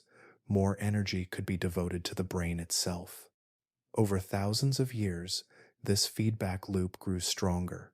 Tools made survival easier, survival fed bigger brains imagined better tools. Each stone struck against stone was a spark, not only of fire but of thought, a rhythm that echoed forward through generations. When archaeologists kneel by an ancient site and hold one of these stone flakes in their hands, they hold the first whispers of a mind stretching beyond instinct. The edge may be chipped and worn, but within it lies the first evidence that our lineage had begun to shape the world around it with intention. And from that humble beginning, the line of technology stretched onward, carrying us from river rocks into realms no other creature could touch. As the tools grew more complex, the ways of survival changed, and with them, the strategies that separated humans from the cousins who remained in the forests. When the paths of our ancestors and the ancestors of chimps diverged, The environments they entered began to sculpt their bodies and behaviors in different directions. The earth itself became the artist, shaping survival strategies that were not better or worse, but simply suited to the worlds each lineage called home. To understand why chimps are as they are and why we became what we are, it helps to step into those landscapes and see how they pressed against bone, muscle, and mind. For early humans, the open savanna stretched wide, a land of grass and scattered trees, with horizons unbroken and the sunlight beating down without mercy. Life here demanded endurance. Prey animals were swift, built for bursts of speed, yet many of them tired quickly under the unrelenting heat. Humans, with their strange bodies, found an advantage hidden in plain sight. Though slower in short sprints, we had the gift of persistence. Our upright posture lifted our heads above much of the body, exposing us to breezes that cooled the skin. Our sweat glands, countless across our surface, carried away heat more efficiently than fur, and our legs, though not as powerful as a chimp's arms, were tuned for steady, tireless motion. Endurance hunting became a quiet miracle of adaptation. A group of humans could track an antelope for hours, pushing it with relentless pursuit until exhaustion overcame speed. What claws and fangs could not achieve, stamina did. The savanna rewarded patience, strategy, and the ability to keep moving when everything else gave in. Our survival was written in the rhythm of footsteps, the ability to outlast rather than outrun. The chimps, by contrast, were shaped by the dense, shadowed forests. Their world was vertical as much as horizontal, with branches forming highways above the ground. Here, strength mattered more than stamina.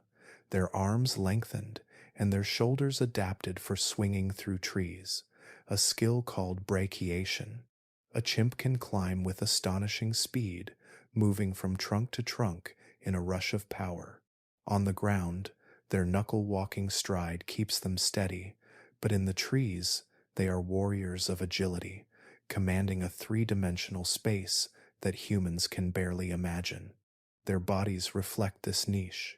Muscles in their arms are far denser than ours, giving them bursts of power we cannot match.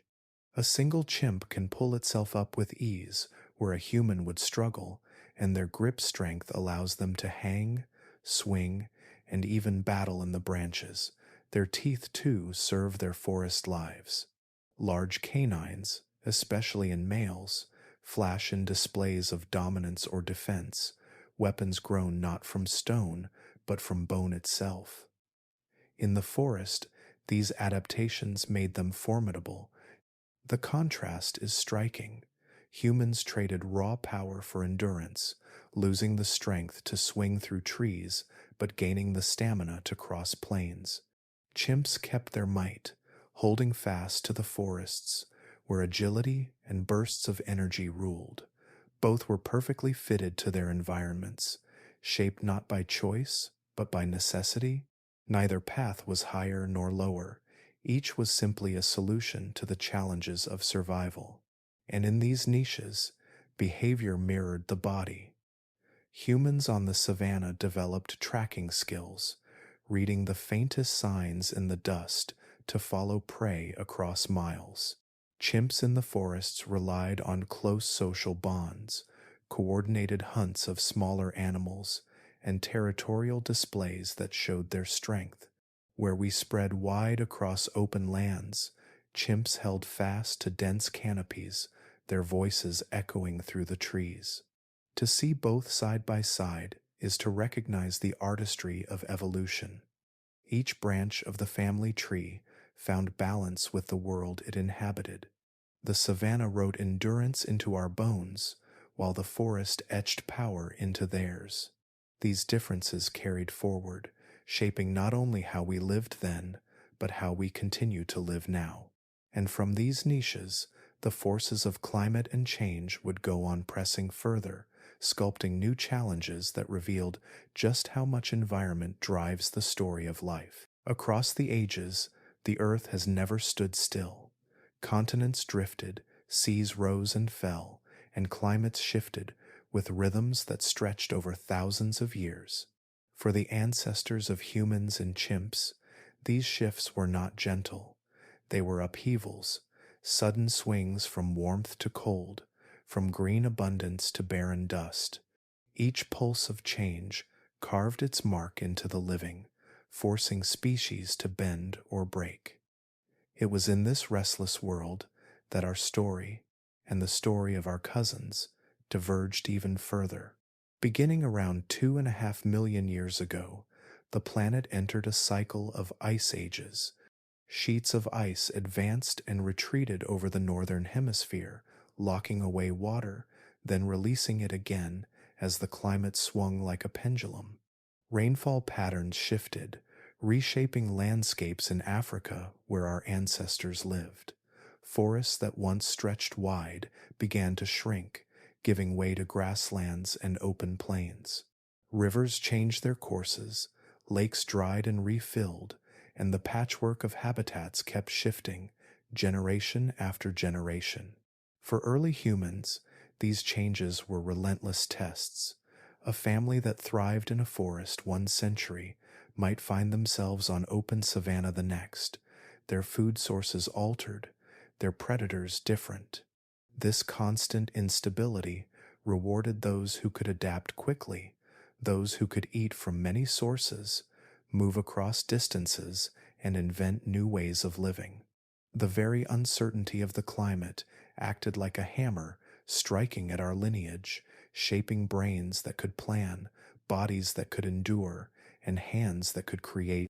Chimps, in contrast, remained mostly within the protective band of equatorial forests. While climates shifted around the globe, these dense green belts acted as buffers. The trees sheltered them from the harshest swings of temperature, providing continuity of fruit, leaves, and shelter even as grasslands expanded nearby.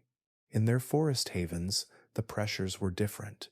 They needed strength for climbing, sharp senses for navigating canopies, and tight social bonds for defending territories. Evolution sculpted them toward stability within this refuge, less exposed to the extremes that battered their human cousins on the plains. This contrast reveals a deeper truth. Evolution does not respond to will or desire. No species ever decides to grow a bigger brain, or to walk upright, or to master fire. Changes come from pressures of survival, from the quiet arithmetic of which individuals thrive long enough to pass on their traits. When the rains failed and grass replaced trees, the ancestors of humans were nudged toward endurance, versatility, and innovation. When the forests held steady, chimps were nudged toward strength, agility, and social strategy within the trees.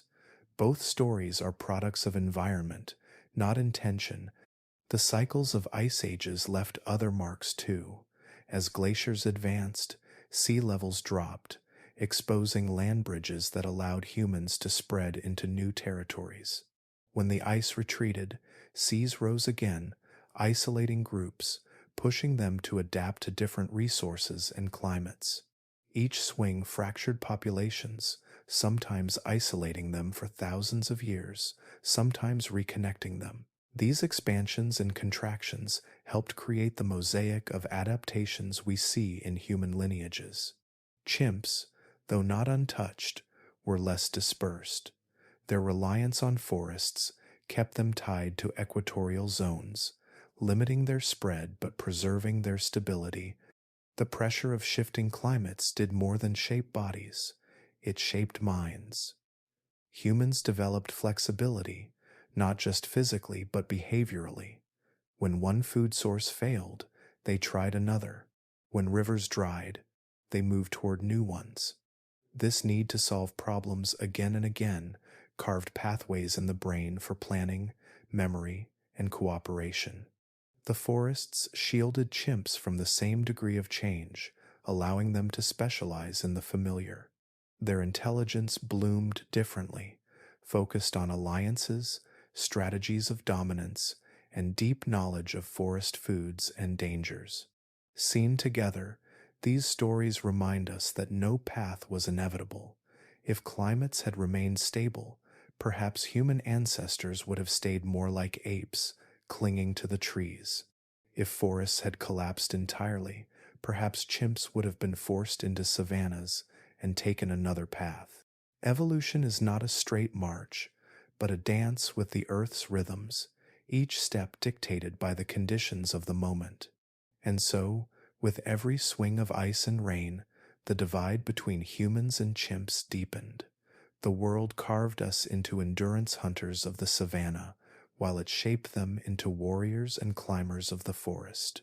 These pressures etched differences that still linger in our bodies and minds today, and from this foundation, the hidden signatures within our DNA would later reveal just how much these ancient tests are still carried inside us. Inside every human cell, there is a library more vast than any built of stone or paper. Each nucleus carries a script written over millions of years, a script not arranged in words, but in sequences of molecules, twisting and folding into the spiral staircase we call DNA. To look at this code is to read the story of evolution from within. The bones in museums tell us what bodies once looked like, but our DNA whispers of encounters, struggles, and secrets hidden in the intimate language of inheritance. One of the most surprising revelations came with the mapping of the human genome at the turn of the 21st century. Scientists expected to find only our own story written there, but instead, they uncovered faint echoes of others. Tucked between the letters of our code were fragments that belonged not just to us, but to our long-lost cousins, the Neanderthals and the Denisovans. These traces revealed that our ancestors did not simply replace these cousins when they spread across Europe and Asia. They met them, lived among them, and in some cases had children with them. The evidence lies in small stretches of DNA that do not match modern humans alone, but align with Neanderthal sequences recovered from bones tens of thousands of years old. Today, people of non-African ancestry carry between 1 and 2% of Neanderthal DNA in their genomes. In some populations of Asia and Oceania, Denisovan DNA also lingers, sometimes in amounts higher than 4%. These fragments are not empty souvenirs. They influence traits we carry even now, from the way our immune systems respond to disease, to how our skin and hair adapt to different climates, to our ability to handle thin air in high mountain ranges. Pieces of those vanished cousins live on within us, folded into our biology like ghostly signatures. DNA also preserves clues that are stranger still. Hidden within our genomes are the fossils of ancient viruses. Long ago, retroviruses invaded the cells of our ancestors, slipping their genetic material into our DNA. Some of those viral fragments became permanent stowaways, carried forward generation after generation. They no longer infect us, but their sequences remain, making up nearly 8% of the human genome. Many of these viral echoes are broken and harmless, like shattered relics. Others were reshaped by evolution into something useful, co-opted to play roles in processes as vital as pregnancy and immune defense. In this way, even enemies became part of the story, woven into the script of survival. To read DNA is to understand that evolution is not a tale of clean separations. It is a tapestry of mingling threads, where lineages meet, diverge, and sometimes entwine again. Every mutation, every inherited fragment, every viral hitchhiker carries the memory of some long ago moment when chance and necessity left their mark. The fossil record shows us the shapes of bones, but DNA captures what bones cannot: the hidden exchanges, the invisible battles, and the intimate blending of bloodlines that shaped our species. This code is not static, it changes still, every generation carrying subtle differences. Some mutations slip by, unnoticed.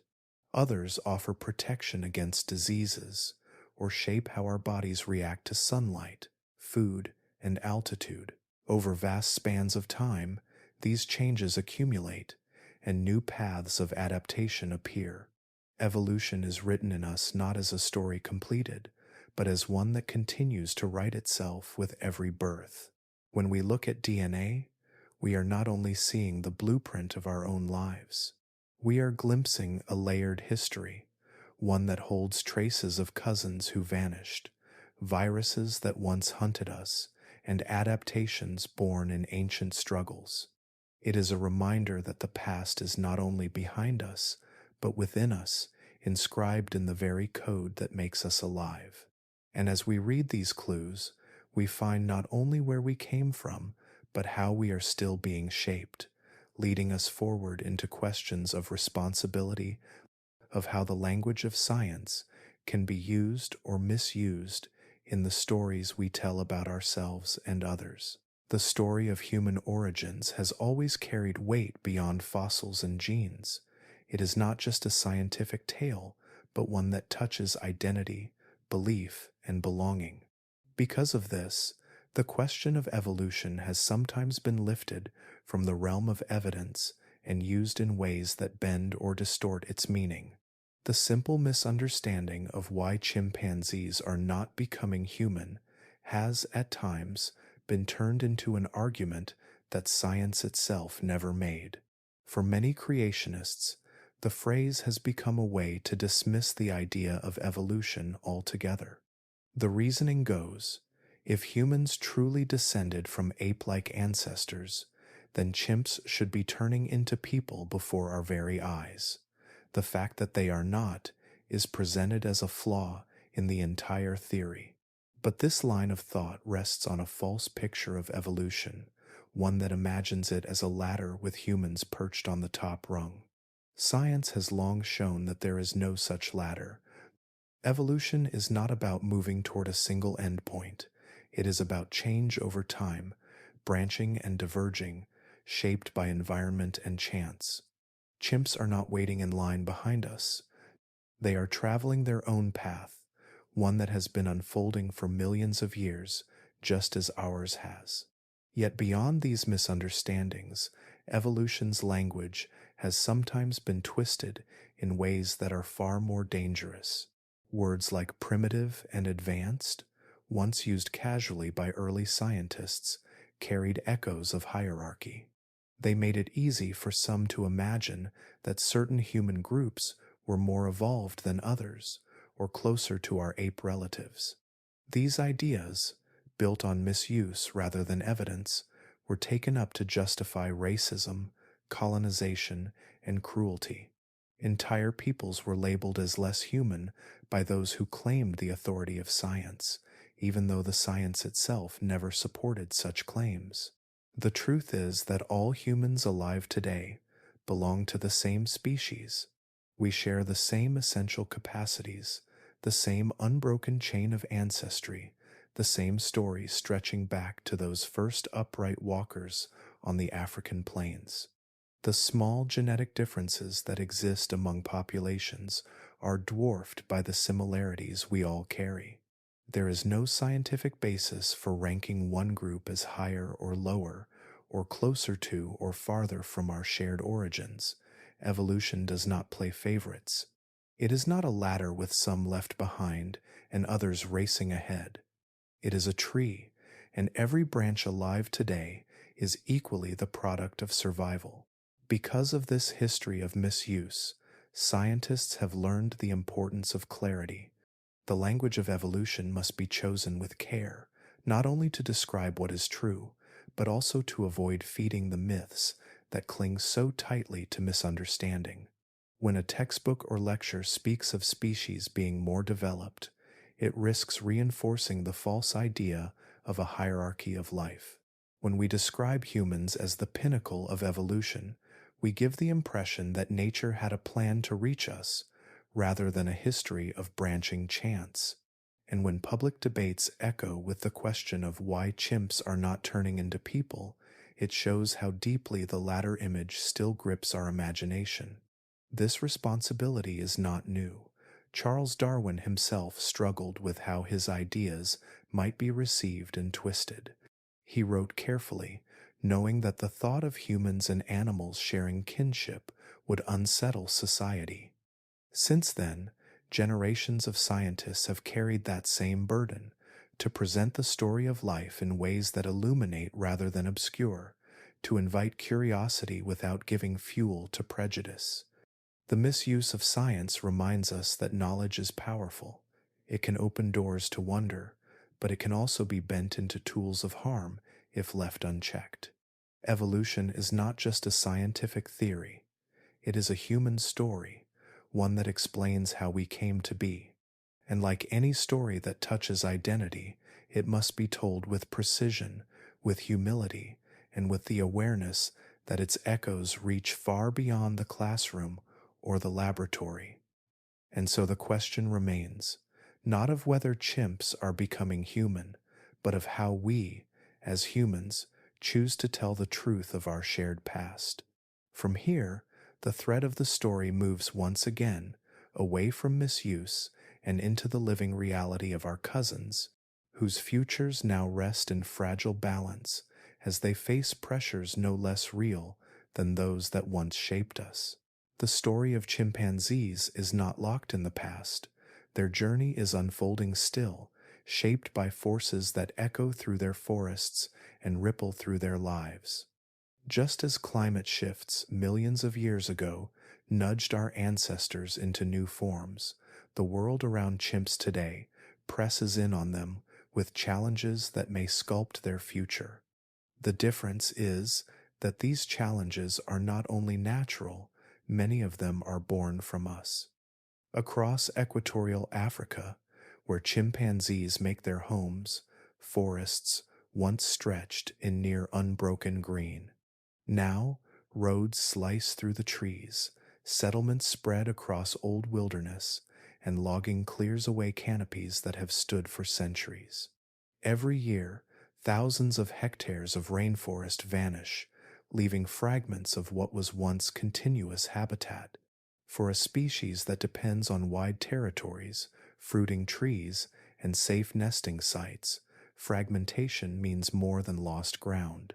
It means groups cut off from each other, genetic diversity shrinking, and resources growing scarce. Deforestation is not the only shadow pressing against their survival. In many regions, chimps are hunted for bushmeat, a practice born of both tradition and necessity, but one that takes a terrible toll. Adults are killed for food, while infants, clinging desperately to their mothers, are taken into the pet trade. The trauma does not end with the individual.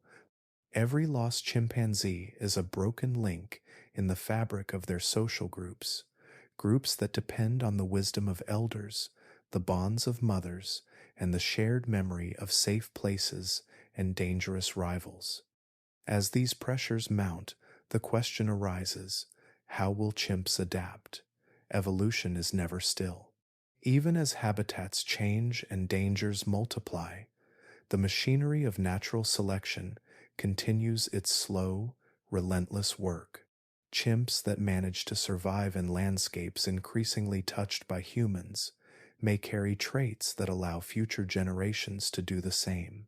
Some populations already live near villages, scavenging crops, learning to cross roads, adjusting their feeding patterns to the rhythms of human presence. This kind of flexibility may grow more important as wilderness shrinks. Behavioral adaptations may also shift. Chimps are capable of innovation. They already show cultural differences from one region to another.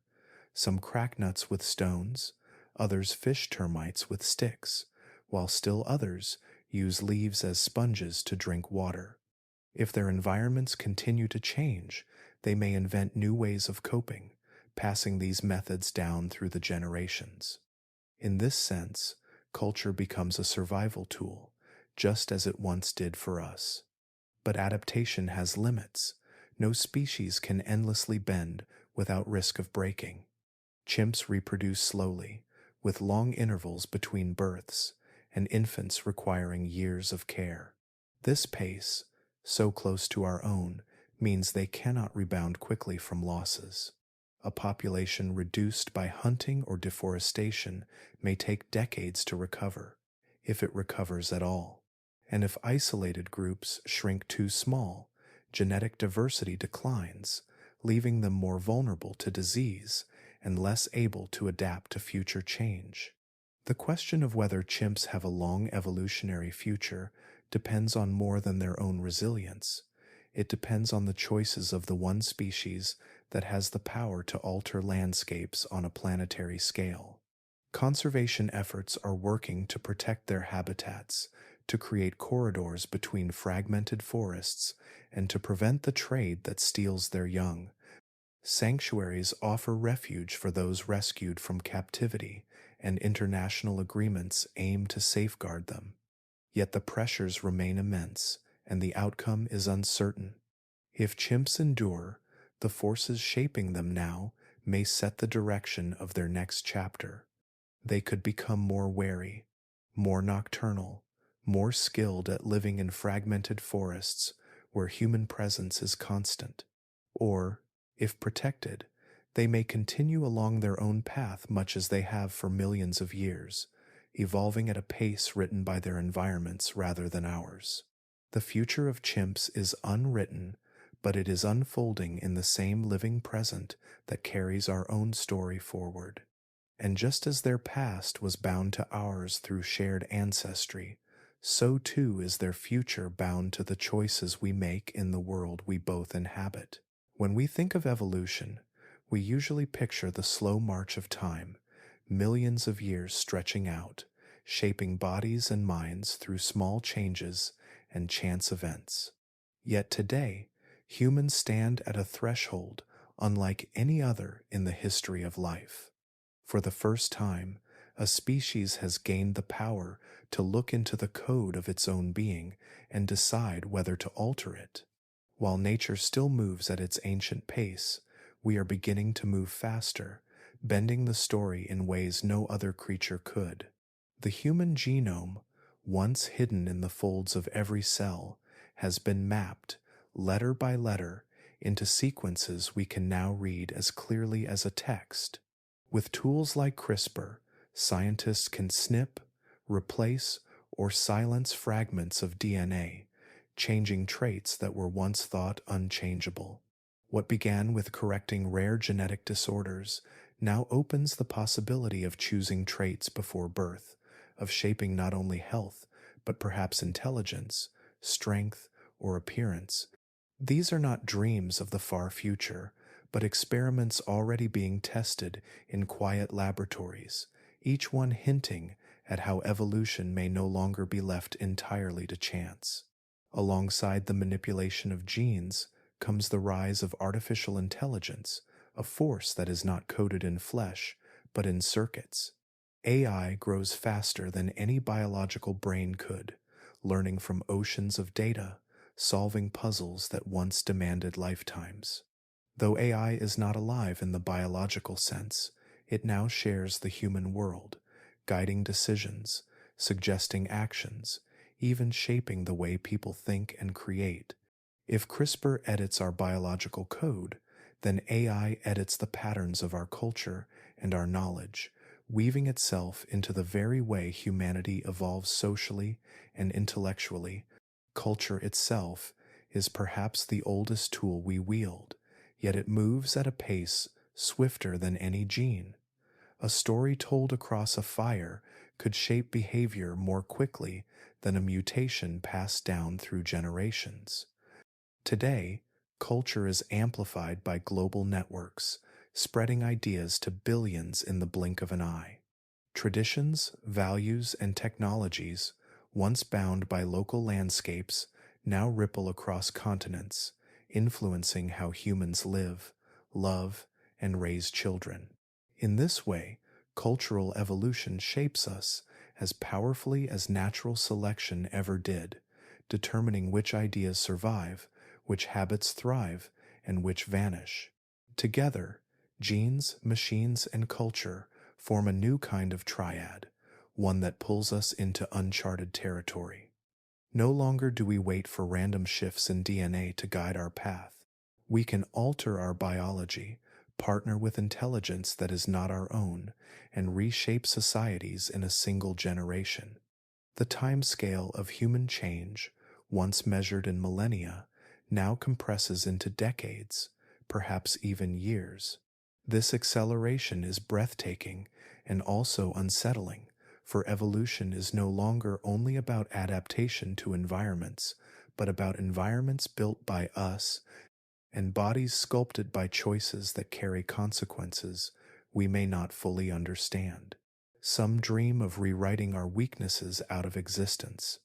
Back pain from upright walking, genetic diseases pass silently through families, even the slow decay of age, all might one day be softened or erased.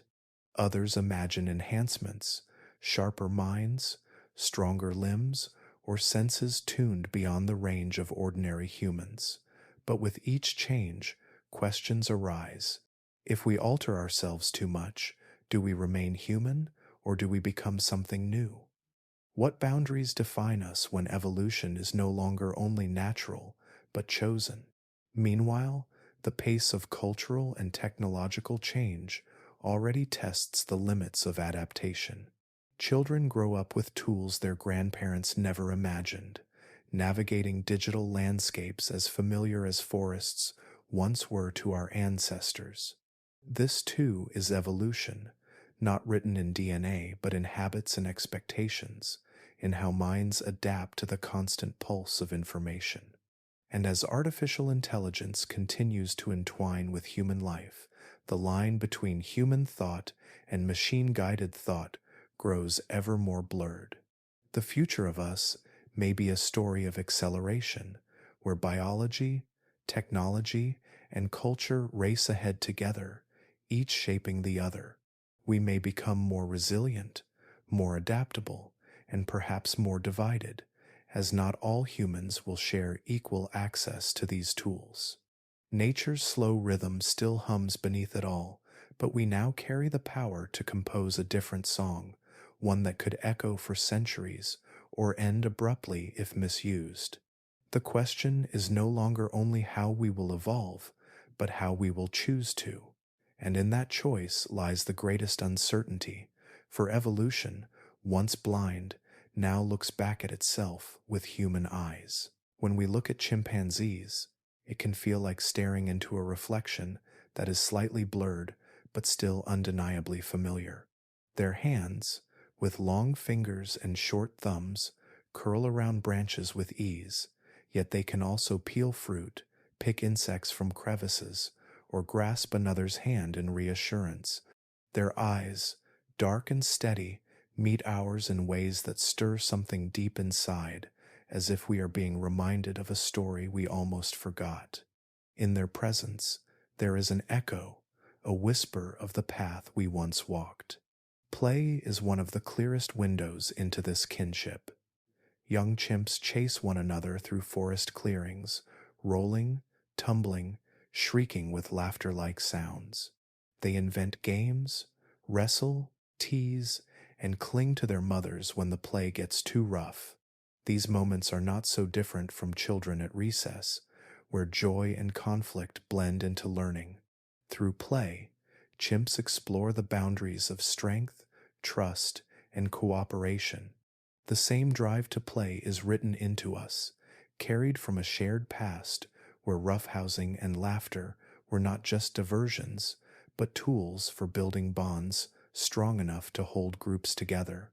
Tenderness lives there too, in gestures that seem almost human. A mother will stroke the back of her infant, rocking it gently as the forest hums around them. An older sibling may carry a younger one, comforting them with quiet vocalizations that echo like lullabies. Adults sit in the shade and groom one another, fingers parting fur, lips nibbling at parasites, their touch lingering long after the practical task is done. Grooming is more than hygiene. It is a ritual of trust, a way of saying you are safe with me. In that rhythm of touch and patience, we glimpse the very roots of empathy, the seed of compassion that would one day grow into the vast networks of care humans weave through families and societies. But the mirror does not only reflect tenderness, violence too sits in their world, and in ours. Chimps can be fiercely territorial, and rival groups sometimes clash with chilling intensity. Patrols move silently along the forest edge, males banding together with focused purpose, watching, waiting, striking when an outsider is vulnerable. These acts remind us that our lineage has always carried both cooperation and conflict. They show us that the capacity for cruelty is not a modern invention, but a shadow trailing behind from deep time. What makes this reflection haunting is not that chimps act exactly like us, but that their lives are close enough to hold a distorted echo. We see in them both the tenderness of holding a child and the raw fury of defending a border. We see alliances, betrayals, reconciliations. We see politics in miniature, where grooming can earn loyalty and dominance can rise or fall in a day. They live in small groups, no larger than a few dozen, where every face is familiar, every gesture carries meaning. For humans, who grew into vast tribes and sprawling cities, these echoes remind us of the scale we once knew, when survival depended on the delicate balance of bonds within a single troop. The recognition of kinship comes most strongly in those quiet moments when a chimp looks back at us. Their gaze lingers, unhurried, as if they too are measuring the strangeness of the divide. They are not human, and yet the resemblance is undeniable. There is an emotional charge in knowing that this closeness is not illusion. It is written in our shared DNA, in the rhythms of our lives, in the emotions that pulse beneath the surface. Chimps laugh when tickled, grieve when companions die, and show signs of fairness and even spite. In them, we meet pieces of ourselves, stripped bare of civilization, but alive in the same emotional colors. The bond between our species is more than intellectual curiosity. It is an emotional thread that ties us to a living reminder of our past. To know that we are kin is to see that the path to humanity was not a sudden leap, but a gradual divergence, leaving behind cousins who continue their own journey. The forest is their world, just as fields, cities, and skies became ours, but the mirror they hold up shows us how deeply connected those worlds still are.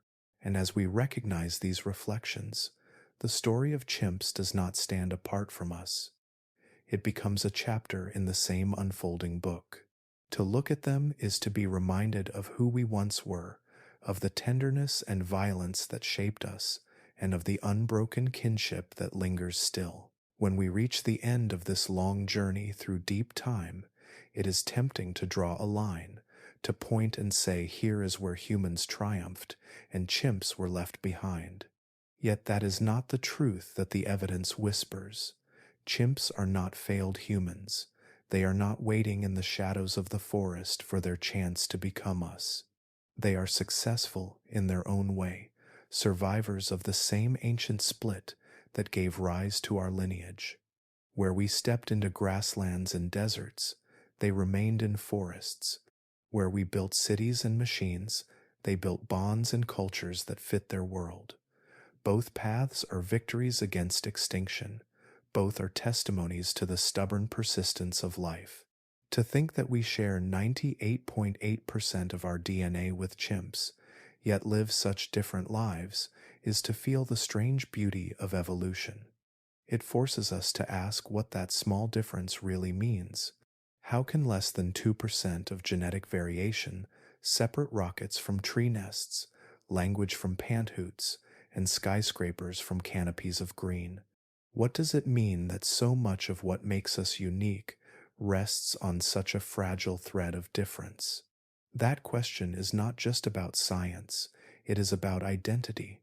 To look at chimps is to be reminded of how narrow the divide can be, how a few changes in brain wiring, in vocal cords, in the shape of hips and hands can bend the course of destiny.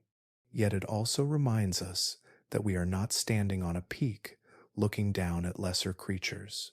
We are standing beside cousins, shaped by the same forces, written into the same tree of life. Theirs is not a story of failure, but of endurance, and our story is not one of inevitability, but of chance.